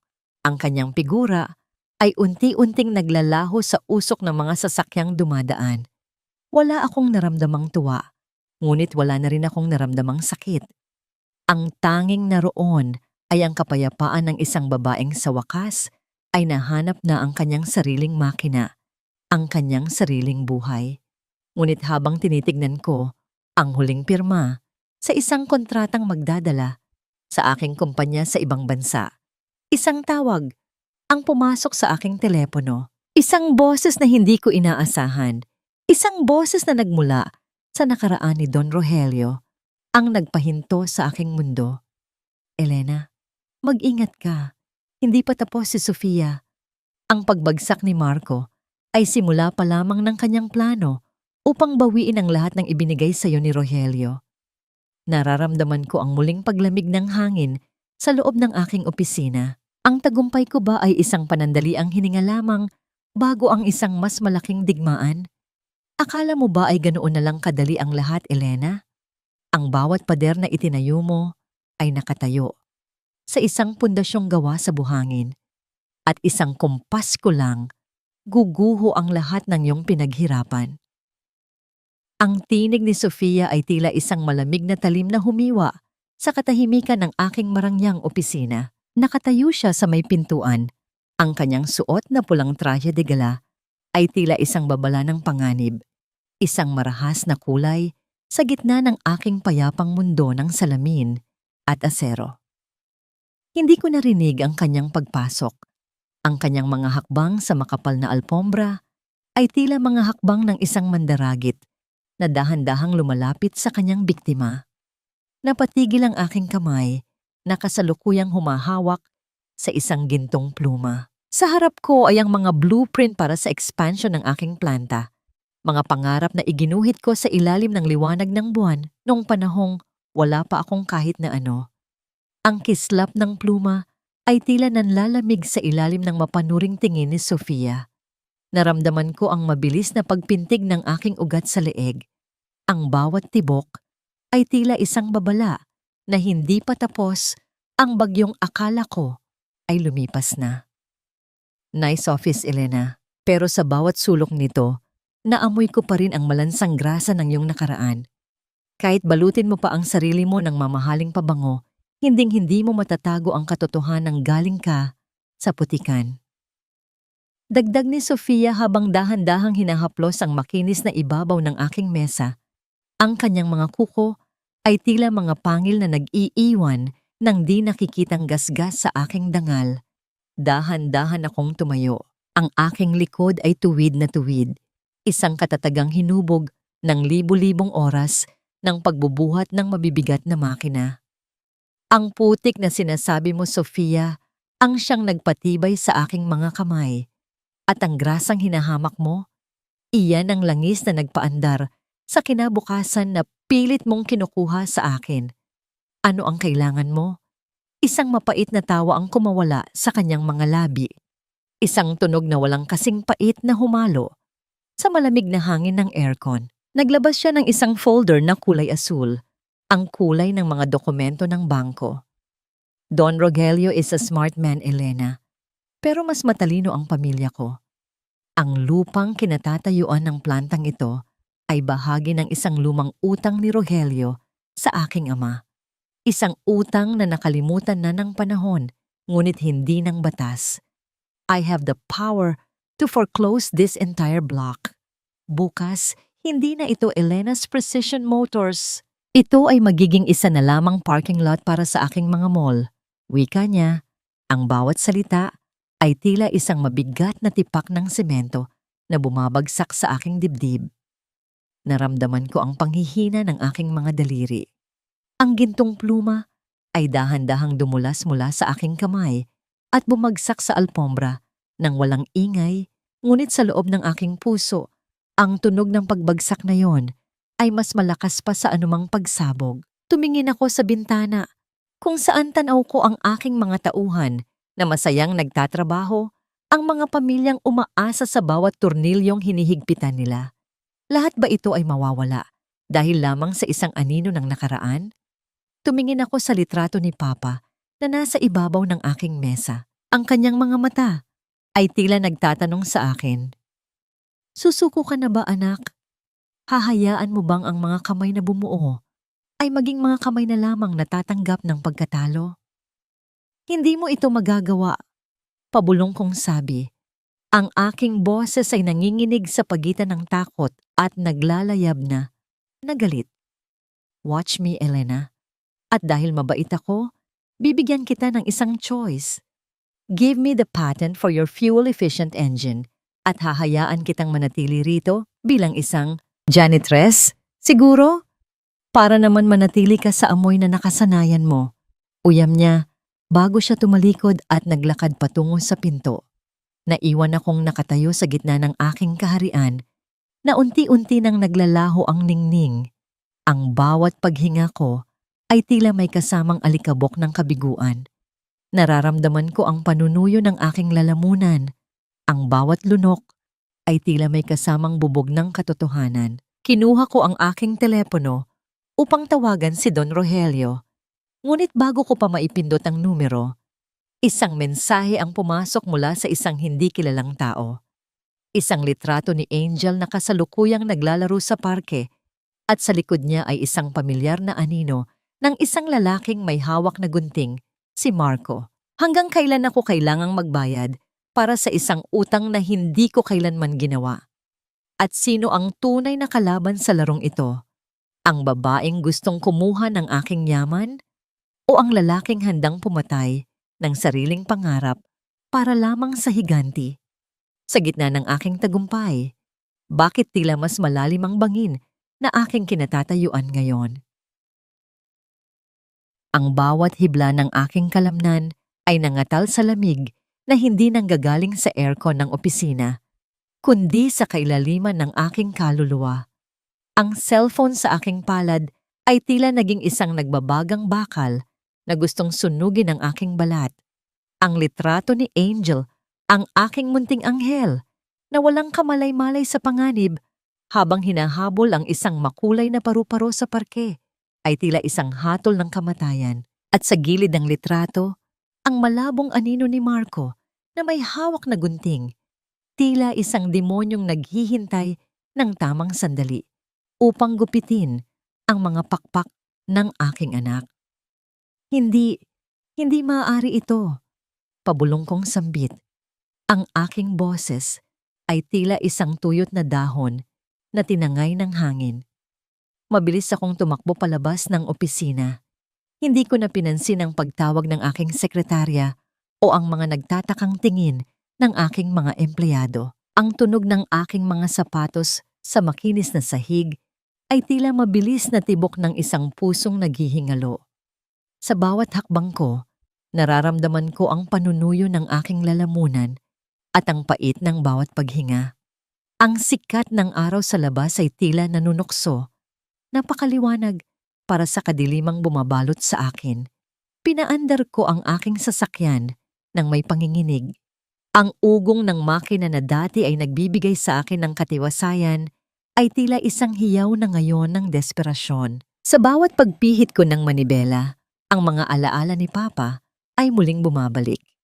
Naalala ko ang kanyang huling gabi, ang gabing sinabi ni Marco na inatake siya sa puso habang mag-isa sa talyer.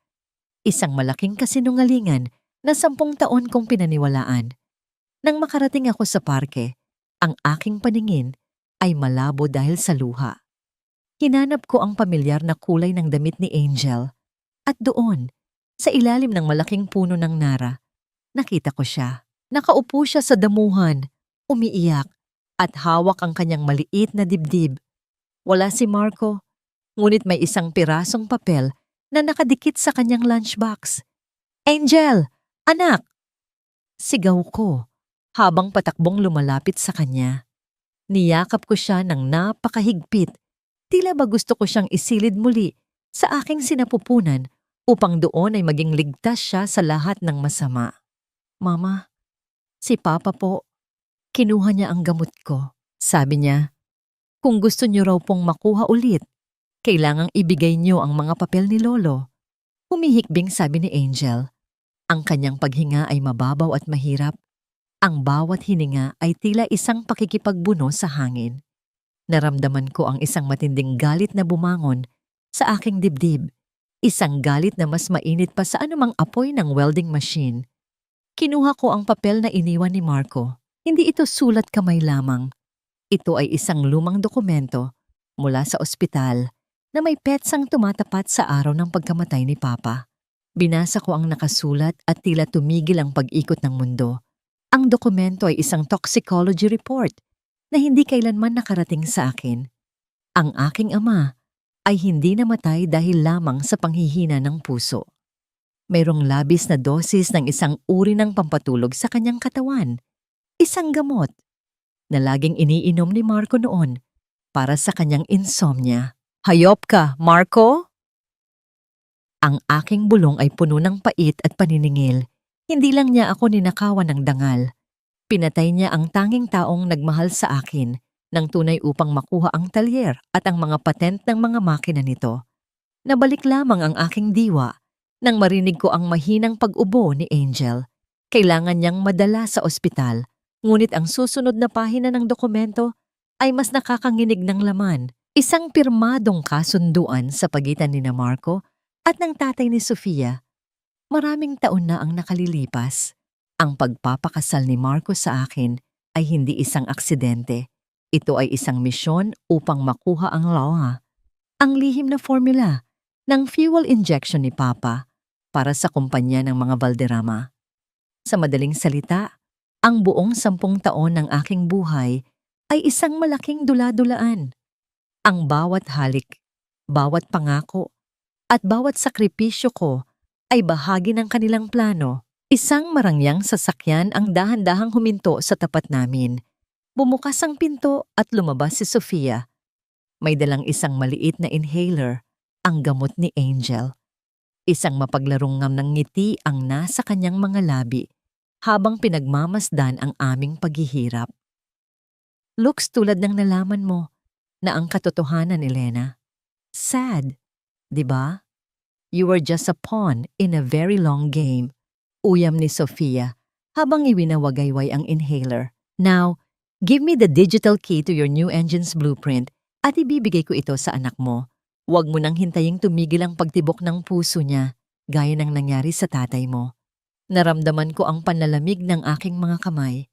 Ang aking anak ay nahihirapan na sa aking bisig habang ang babaeng nasa harap ko ay tila walang kaluluwang nagpapasasa sa aming sakit. Tumingin ako sa paligid at nakita ko ang isang pamilyar na figura sa malayo, nakatago sa likod ng mga puno. Si Marco na tila nag-aalinlangan sa kanyang ginagawa. Elena, pumili ka. Ang nakaraan ba ng tatay mo o ang kinabukasan ng anak mo? Sigaw ni Sofia. Sa sandaling iyon, isang lihim na hindi alam ni Sofia ang biglang pumasok sa aking isipan. Isang bagay na tanging yung isang tunay na mekaniko lamang ang nakakaalam tungkol sa blueprint na hinahanap nila. Ang engine na yun ay mayroong self-destruct mechanism kung hindi ilalagay ang tamang code sa loob ng bawat 3 oras. Handa na ba akong isakripisyo ang aking pinaghirapang kumpanya upang iligtas ang aking anak? O mayroon pa akong isang alas na hindi nila inaasahan? Ngunit bago pa ako makasagot, biglang bumagsak si Angel sa aking mga braso, nawalan ng malay habang ang tunog ng papalapit na ambulansya ay tila isang huling hininga ng pag-asa na papalayo sa amin. Ayaw mo pa ring ibigay? Mas mahalaga ba ang bakal at langis kaysa sa huling hininga ng sarili mong anak, Elena? Ang boses ni Sofia ay tila isang matalas na karayom na paulit-ulit na tumutusok sa aking pandinig habang ang malamig na katawan ni Angel ay nakasandal sa aking dibdib. Ang bawat segundo ng katahimikan ay tila isang dambuhalang bigat na dumadagan sa aking puso. Nararamdaman ko ang unti-unting pagkawala ng init sa mga kamay ng aking anak. Ang kanyang mga daliri na kanina ay nakakapit sa aking blusa ay dahan-dahan nang bumibitaw. Ang papalapit na hiyaw ng sirena ng ambulansya mula sa malayo ay tila isang malungkot na panaghoy na nagbabadya ng pamamaalam. Tumingin ako kay Sofia. Ang kanyang mukha ay manhid sa anumang awa. Ang tanging ningning sa kanyang mga mata ay ang kasakiman para sa blueprint na magliligtas sa kanyang bumabagsak na kumpanya. Sa kabilang dako, nakita ko si Marco na lumabas mula sa likod ng mga puno. Ang kanyang mukha ay punong-puno ng takot at pag-aalinlangan. Ang mga kamay niya ay nanginginig habang nakatingin sa walang malay na si Angel. Ito ang lalaking pumatay sa aking ama. Ang lalaking pumatay sa bawat pangarap na itinanim ko sa loob ng 10 taon. Heto, kunin mo na lahat. Kunin mo ang kumpanya, ang patent, ang lahat ng pinaghirapan ko. Ibigay mo lang ang gamot ng anak ko. Ang aking hiyaw ay hinapaos dahil sa tindi ng sakit at desperasyon. Inabot ko ang isang maliit na silver na drive mula sa aking bulsa, ang digital key na naglalaman ng lahat ng aking talino at sakripisyo. Mabilis na kinuha ni Sofia ang drive. Ang kanyang mga mata ay nanlilisik sa tagumpay. Inihagis niya ang inhaler sa damuhan na tila ba ito ay isang pirasong basura lamang bago siya mabilis na sumakay sa kanyang sasakyan at humarurot paalis. Iniiwan ang usok na tila isang huling pang-uuyam sa aming paghihirap. Mabilis kong kinuha ang inhaler at ipinasok ang gamot sa bibig ni Angel. Anak, please, huminga ka. Huwag mong iwan si Mama. Pabulong kong panalangin habang ang aking mga luha ay pumapatak sa kanyang maputlang pisngi. Naramdaman ko ang isang mahinang pag-ubo, isang maliit na senyales ng buhay na tila isang himala sa gitna ng aking pagkagunaw. Sa sandaling iyon, lumapit si Marco. Sinubukan niyang hawakan ang balikat ko, ngunit mabilis akong umiwas. Ang aking tingin ay puno ng puot na mas matalas pa sa anumang kagamitang bakal. Elena, hindi ko ginusto ang lahat ng ito. Si Sofia, siya ang nag-utos na dagdagan ang gamot ng tatay mo. Natatakot lang ako. Ang kanyang boses ay tila isang mahinang bulong ng isang talunan. Huwag mong banggitin ang pangalan ni Papa gamit ang madumi mong bibig, Marco. Ang bawat sandali na kasama kita ay isang kasinungalingan. Pinatay mo ang taong nagbigay sa iyo ng tahanan. Matatag kong sabi, habang ang aking mga mata ay nakatitig sa kanya nang walang bahid ng takot. Ang akala ni Sofia ay nakuha na niya ang lahat. Pero nakalimutan niyo na ako ang anak ng taong niloko niyo. Ang drive na yon ay merong virus na sisira sa lahat ng server ng Valderrama Motors sa loob ng isang oras. Nanlaki ang mga mata ni Marco. Ang kanyang muka ay namutla.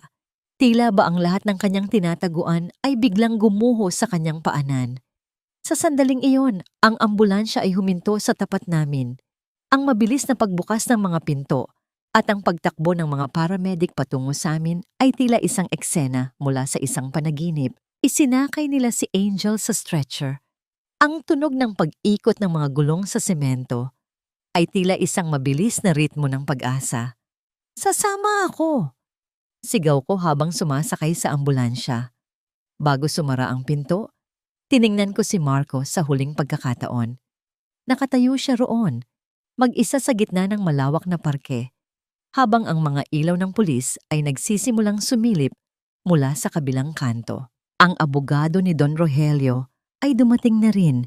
Bit-bit ang toxicology report na magiging mitya ng habambuhay na pagkakakulong ni Marco. Habang tumatakbo ang ambulansya, hawak ko ang kamay ni Angel. Ang bawat tunog ng monitor na nagpapakita ng kanyang pagtibok ng puso ay tila isang kumpas ng tagumpay. Nawala man ang aking kumpanya sa loob ng isang oras, nailigtas ko naman ang tanging bagay na tunay na mahalaga. Ngunit habang tinitingnan ko ang labas ng bintana, nakita ko ang isang malaking pagsabog ng usok mula sa direksyon ng kumpanya ni Sofia. Ang virus ay nagsimula na. Ang bawat dokumento, bawat pera, at bawat ilegal na transaksyon nila ay unti-unti nang nabubura sa mundo. Isang mensahe ang pumasok sa aking telepono mula kay Don Rogelio. Handa na ang bagong planta, Elena. Sa pagkakataong ito, wala nang anino ang makakahabol sa iyo, pero mag-ingat ka. May isang huling alas si Sofia na hindi natin inaasahan. Naramdaman ko ang muling paglamig ng aking hininga. Ano pa ang kayang gawin ng isang babaeng nawalan na ng lahat? At sapat na ba ang aking lakas upang protektahan si Angel sa huling paghaharap na ito? Guilty. Ang salitang iyon ay tila isang dambuhalang kampana na umalingaw-ngaw sa loob ng malamig na silid ng hukuman. Isang tunog na nagpatigil sa pag-ikot ng mundo para sa mga taong nasa paligid ko. Nararamdaman ko ang bawat hibla ng aking balat na tumitindig, hindi dahil sa lamig ng aircon, kundi dahil sa bigat ng katarungang sa wakas ay dumapo na sa aming mga palad. Tumingin ako sa unahan, kung saan ang huwes ay seryosong nagbabasa ng hatol. Ang bawat paggalaw ng kanyang labi ay tila isang selyo na nagtatapos sa mahabang kabanata ng aming paghihirap. Lumingon ako sa aking tabi. Nakaupo si Marco. Ang kanyang mga kamay ay nakaposas Ang kanyang dating magarang hitsura ay wala na. Ang kanyang balat ay tila naging kulay abo. Ang kanyang mga mata ay nakatitig sa sahig na tila ba doon niya gustong lamunin ng lupa ang kanyang kahihiyan. Wala na ang lalaking mayabang na humahamak sa aking pagkatao. Ang nasa harap ko ngayon ay isang anino na lamang ng kasalanan. Ang toxicology report na hawak ng aking abogado ay naging isang matalim na espada na humiwa sa bawat kasinungalingang itinahi niya sa loob ng 10 taon. Hustisya, Papa, para sa iyo ito.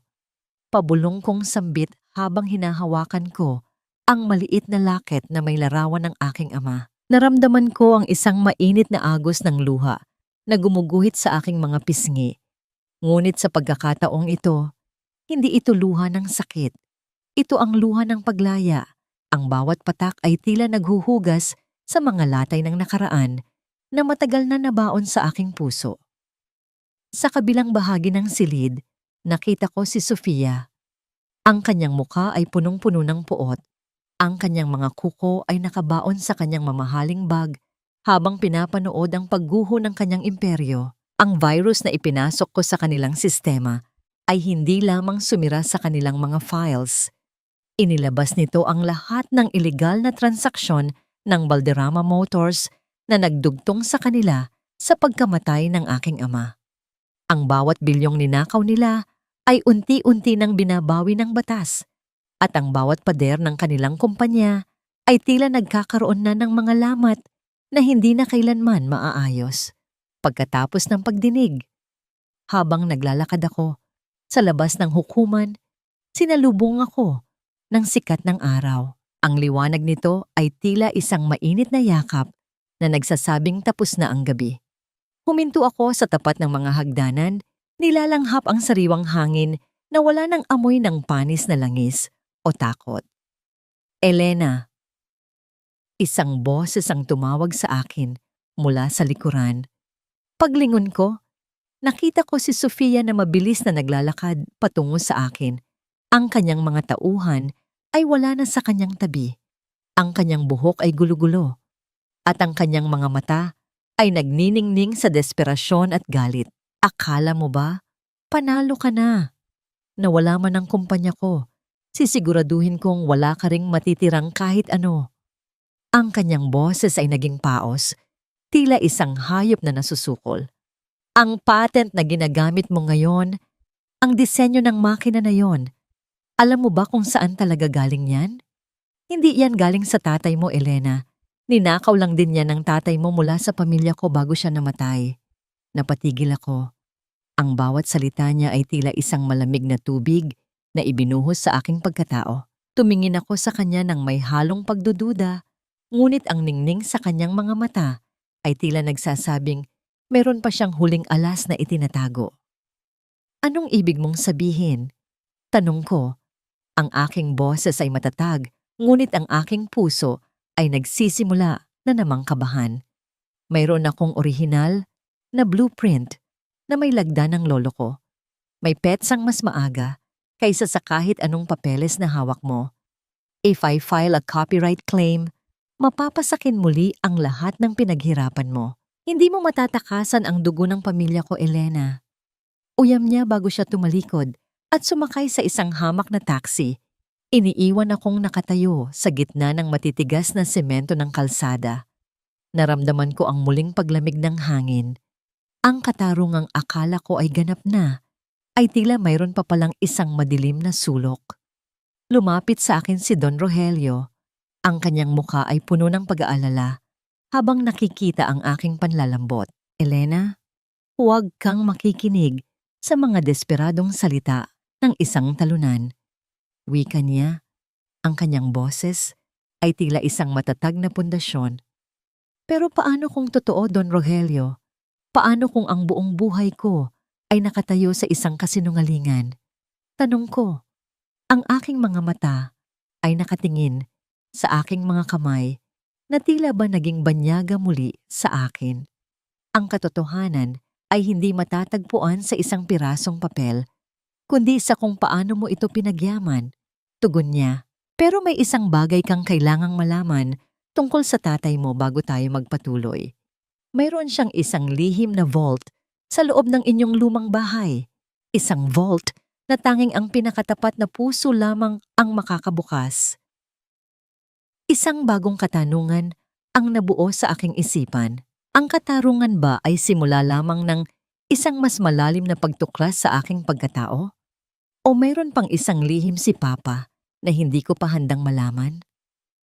Habang papalubog ang araw, tinitigan ko ang aking anino sa semento. Ang bawat hakbang ko pabalik sa aming lumang talyer ay tila isang paglalakbay patungo sa isang katotohanang maaaring magbago sa lahat ng bagay na alam ko. Nakatayo ako sa gitna ng aming lumang talyer, kung saan ang bawat sulok ay tila bumubulong ng mga alaala ng aking pagkabata. Ang sikat ng hapon ay tumatagos sa mga siwang ng bubong, nagpipinta ng mga guhit ng liwanag sa gitna ng alikabok at kalawang. Dito ako nagsimula, isang batang babaeng may maruming mukha at pangarap na kasing tigas ng bakal. Ngayon, bitbit ang babala ni Sofia. Tila ba ang bawat pader na ito ay naging saksi sa isang lihim na matagal nang ikinubli ni Papa. Dinala ko ang aking sarili sa pinakasulok ng gusali. Sa ilalim ng dambuhalang workbench na gawa sa matigas na nara, naririnig ko ang marahang paggaspas ng mga pakpak ng ibon sa labas, sinasabayan ang mabilis na tibok ng aking puso. Ayon kay Don Rogelio, mayroon ditong isang lihim na vault. Gamit ang aking mga daliri, kinapa ko ang mga ukit sa kahoy, hinahanap ang isang bagay na hindi dapat naroon. At doon, sa likod ng isang makapal na layer ng grasa at dumi, naramdaman ko ang malamig na metal ng isang lihim na lever. Narinig ko ang marahang pag-atras ng mga mekanismo sa loob ng dingding. Isang tunog ng pagkakabit ng mga bakal na tila ba ang bahay mismo ay humihinga. Isang maliit na bahagi ng sahig ang dahan-dahang umangat. Inilalantad ang isang lumang kahon na gawa sa asero. Sa loob nito ay hindi ginto o pera ang tumambad sa akin. Ito ay isang makapal na talaarawan at mga orihinal na blueprints na may selyo ng gobyerno. Mga dokumentong may petsang mas maaga pa sa sinasabi ni Sofia. Binasa ko ang huling sulat ni Papa. Elena, anak, kung binabasa mo ito, ibig sabihin ay dumating na ang araw na kailangan mong ipaglaban ang ating dangal. Ang pamilya Valderrama ay hindi mga inventor. Sila ay mga magnanakaw na ginamit ang aking kahirapan upang itayo ang kanilang imperyo. Ang makinang ito ay aking nilikha para sa iyo, upang hinding-hindi ka maging alipin ng kahit sino. Kasama ng sulat ay ang isang patent transfer na pirmado mismo ng lolo ni Sofia na nagpapatunay na binili ni Papa ang lahat ng karapatan sa disenyo gamit ang huling sentimo ng kanyang mana. Ang buong paratang ni Sofia ay isang malaking kasinungalingan, isang desperadong pagtatangka na baligtarin ang kasaysayan. Nabalik ang aking diwa nang marinig ko ang paghinto ng isang sasakyan sa labas. Paglabas ko, sinalubong ako ng mga opisyal ng korte at si Sofia na may hawak na cease and desist order. Ang kanyang mukha ay puno ng mapang-uyam na tagumpay. Give it up, Elena. This land, the company, the engine, everything belongs to the Valderramas now. You're just a thief, just like your father. Uyam niya, ang kanyang boses ay tila isang matalim na kumpas sa hangin. Ngunit hindi ako natinag. Iniabot ko sa kanyang abogado ang mga dokumentong nahanap ko. Basahin niyo ito ng mabuti. Ang dokumentong ito ay hindi lamang nagpapatunay na sa akin ang patent. Nagpapatunay din ito na ang pamilya niyo ay may utang na bilyon-bilyong royalty sa tatay ko sa loob ng 30 taon. Nakita ko ang unti-unting pagpawi ng kulay sa mukha ni Sofia. Ang kanyang mapagmataas na tindig ay dahan-dahang gumuho habang binabasa ng kanyang abogado ang katotohanan. Ang bawat salita sa papel ay tila mga dagok na nagpabagsak sa kanya. Wala na ang kislap ng kanyang mga alahas. Ang tanging naroon ay ang anino ng isang babaeng nawalan na ng lahat. Hindi, hindi ito maaari. Sigaw ni Sofia. Ang kanyang boses ay naging isang mahinang pag-ungol ng isang taong nalulunod sa sarili niyang mga pagkakamali. Marco was supposed to take everything from you. He failed me. Hindi siya nabigo sa'yo, Sofia. Nabigo kayong dalawa dahil itinayo niyo ang inyong buhay sa sakit ng iba. Matatag kong sabi habang pinapanood ko ang pagdating ng mga pulis. Sa pagkakataong ito, sila ay nandito para sa kanya, para sa mga kasong pandaraya, pangingikil, at pakikipagsabwatan sa krimen ni Marco. Habang isinasakay si Sofia sa sasakyan ng pulis, tiningnan ko ang langit. Ang araw ay unti-unti nang lumulubog, nagbibigay ng isang ginintuang liwanag sa buong talyer. Ang bawat patak ng pawis, bawat mantsa ng grasa, at bawat gabing puno ng luha ay nagkaroon na ng saysay. Lumipas ang mga taon. Nakatayo ako ngayon sa harap ng isang dambuhalang gusali sa sentro ng lungsod. Ang nakasulat sa itaas ay hindi na lamang Elena's Precision Motors. Ito ay Rogelio Elena Global Technologies. Kami na ang nangungunang kumpanya sa buong Asya na nagbibigay ng malinis na enerhiya para sa transportasyon. Lumapit sa akin si Angel na ngayon ay isang dalagita na at punong-puno ng sigla. Suot niya ang isang puting laboratory coat. Ang kanyang mga mata ay nagniningning sa talino at pangarap. Mama, handa na po ang bagong prototype. We did it. Niyakap ko siya ng mahigpit. Nararamdaman ko ang bawat tibok ng kanyang malakas at malusog na puso. Sa aming tabi, si Don Rogelio, na ngayon ay tila isang lolo na sa amin, ay nakangiti habang nakatingin sa malayo. Nakikita mo ba yon, Papa? Pabulong kong sabi sa hangin. Ang mga kamay na hinamak nila, ngayon ang siyang nagpapaandar sa buong mundo. Wala na si Marco. Balita ko ay nabubulok na siya sa bilangguan, mag-isa, at walang kahit na anong alaala ng pagmamahal. Wala na si Sofia, ang kanyang pamilya ay tuluyan ng naglaho sa limot. Ang tanging natira ay ang liwanag.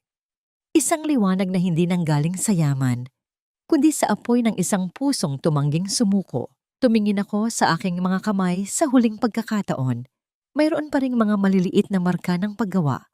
Ngunit para sa akin, ang bawat guhit ay isang mapa ng aking tagumpay. Ako si Elena. Hindi na isang biktima, hindi na isang basahan. Ako ang arkitekto ng aking sariling kapalaran. Ang simoy ng hangin sa madaling araw ay may dalang amoy ng alat mula sa dagat at ang bango ng mga sariwang bulaklak sa aking bakuran. Nakatayo ako sa balkonahe ng aming tahanan sa tabing dagat, pinagmamasdan ng dahan-dahang pag-akyat ng araw sa guhit ng langit. Ang bawat kulay ng kahel at ginto na naglalaro sa ibabaw ng tubig ay tila isang paalala na ang bawat gabi, gaano man ito kadilim at kasing lamig ng bakal, ay laging may katapat na umagang puno ng pag-asa. Itinaas ko ang aking mga kamay sa harap ng aking mukha. Sa ilalim ng malinaw na liwanag, ang aking mga palad ay malinis na. Wala na ang mga itim na mantsa ng langis na tila ba ayaw ng mabura noon. Wala na ang hapdi ng mga bagong sugat mula sa pagkakumpuni ng mga sirang makina sa gitna ng ulan.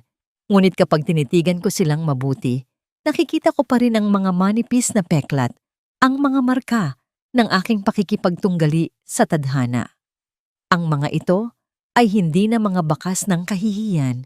Ang mga ito ay mga gintong ukit ng aking tagumpay, mga dekorasyon ng isang ina na tumangging magpalupig sa hirap. Mama, gising na po pala kayo. Naramdaman ko ang isang mainit na yakap mula sa aking likuran. Si Angel. Ang kanyang tinig ay tila isang malambing na musika na nagpapakalma sa bawat natitirang kaba sa aking dibdib. Humarap ako sa kanya at hinaplos ang kanyang buhok.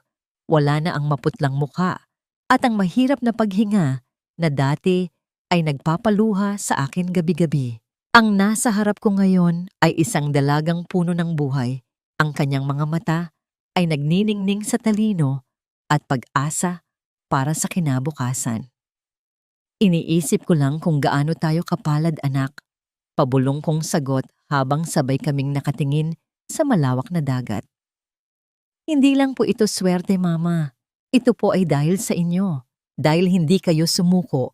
Kahit noong ang tanging hawak nyo lang ay isang lumang wrench at ang pananalig sa Diyos. Wika ni Angel, ang kanyang boses ay puno ng paghanga na nagbibigay sa akin ng higit na kaligayahan kaysa sa anumang bilyong piso sa aking bank account. Sa loob ng maraming taon, inakala ko na ang tagumpay ay ang paghihiganti. Inakala ko na ang kaligayahan ay ang makita ang aking mga kaaway na nagdurusa. Ngunit habang nakatayo ako rito, naramdaman ko ang isang malalim na kapayapaan. Si Marco ay isang anino na lamang sa madilim na silid ng bilangguan. Mag-isip sa kanyang mga maling desisyon hanggang sa kanyang huling hininga. Si Sofia ay tuluyan ng nilimot ng mundong dati ay naging palaruan niya. Ang kanilang pagbagsak ay hindi ang nagbigay sa akin ng liwanag. Ang nagbigay sa akin ng liwanag ay ang pagtanggap na ang aking halaga ay hindi kailanman nakadepende sa pagmamahal ng isang lalaking hindi marunong kumilala sa tunay na kayamanan. Isang puting sasakyan ang dahan-dahang pumasok sa aming driveway. Lumabas doon si Don Rogelio.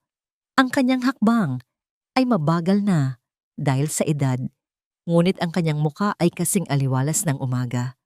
Hawak niya ang isang maliit na kahon, ang unang prototype ng bagong eco engine na kami ni Angel ang nagdisenyo. Elena, handa na ang buong mundo para sa susunod nating proyekto, wika niya habang nakangiti.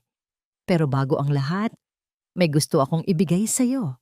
Binuksan niya ang kahon. Sa loob nito ay ang orihinal na lumang crench ni Papa, ang mismong ginamit ko noong gabing inayos ko ang sasakyan ni Don Rogelio sa gitna ng baha. Pinunasan ito at nilagyan ng isang gintong plaque na may nakasulat. Ang mga kamay na may grasa ang siyang nagpapatakbo sa mundo. Naramdaman ko ang muling pag-init ng aking mga mata. Hindi ito dahil sa sakit, kundi dahil sa labis na pasasalamat. Tumingin ako sa langit. Tila ba nakikita ko ang nakangiting mukha ni Papa sa gitna ng mga ulap. Ang talyer na dati ay dampa ng kahirapan ay naging pundasyon ng isang imperyo na naglalayong tumulong sa kalikasan at sa mga taong nangangailangan. Nahanap ko na ang aking tunay na tahanan, hindi sa isang gusali, hindi sa isang titulo, kundi sa loob ng aking sarili. Ako si Elena, isang mekaniko, isang ina, isang negosyante, at higit sa lahat, isang babaeng malaya. Ang grasa sa aking nakaraan ay hindi dumi. Ito ay ang langis na nagpahilom sa aking mga pakpak upang ako ay muling makalipad. Habang naglalakad kami patungo sa hapagkainan para sa aming agahan, naririnig ko ang marahang paghampas ng alon sa pampang, ang huni ng mga ibon, at ang masayang tawanan ni Angel. Ang bawat tunog ay tila isang pangako na ang bawat pagkumpuni na ginawa ko sa aking buhay ay nagbunga ng isang makinang hindi na kailanman masisira, ang aking sariling kaligayahan.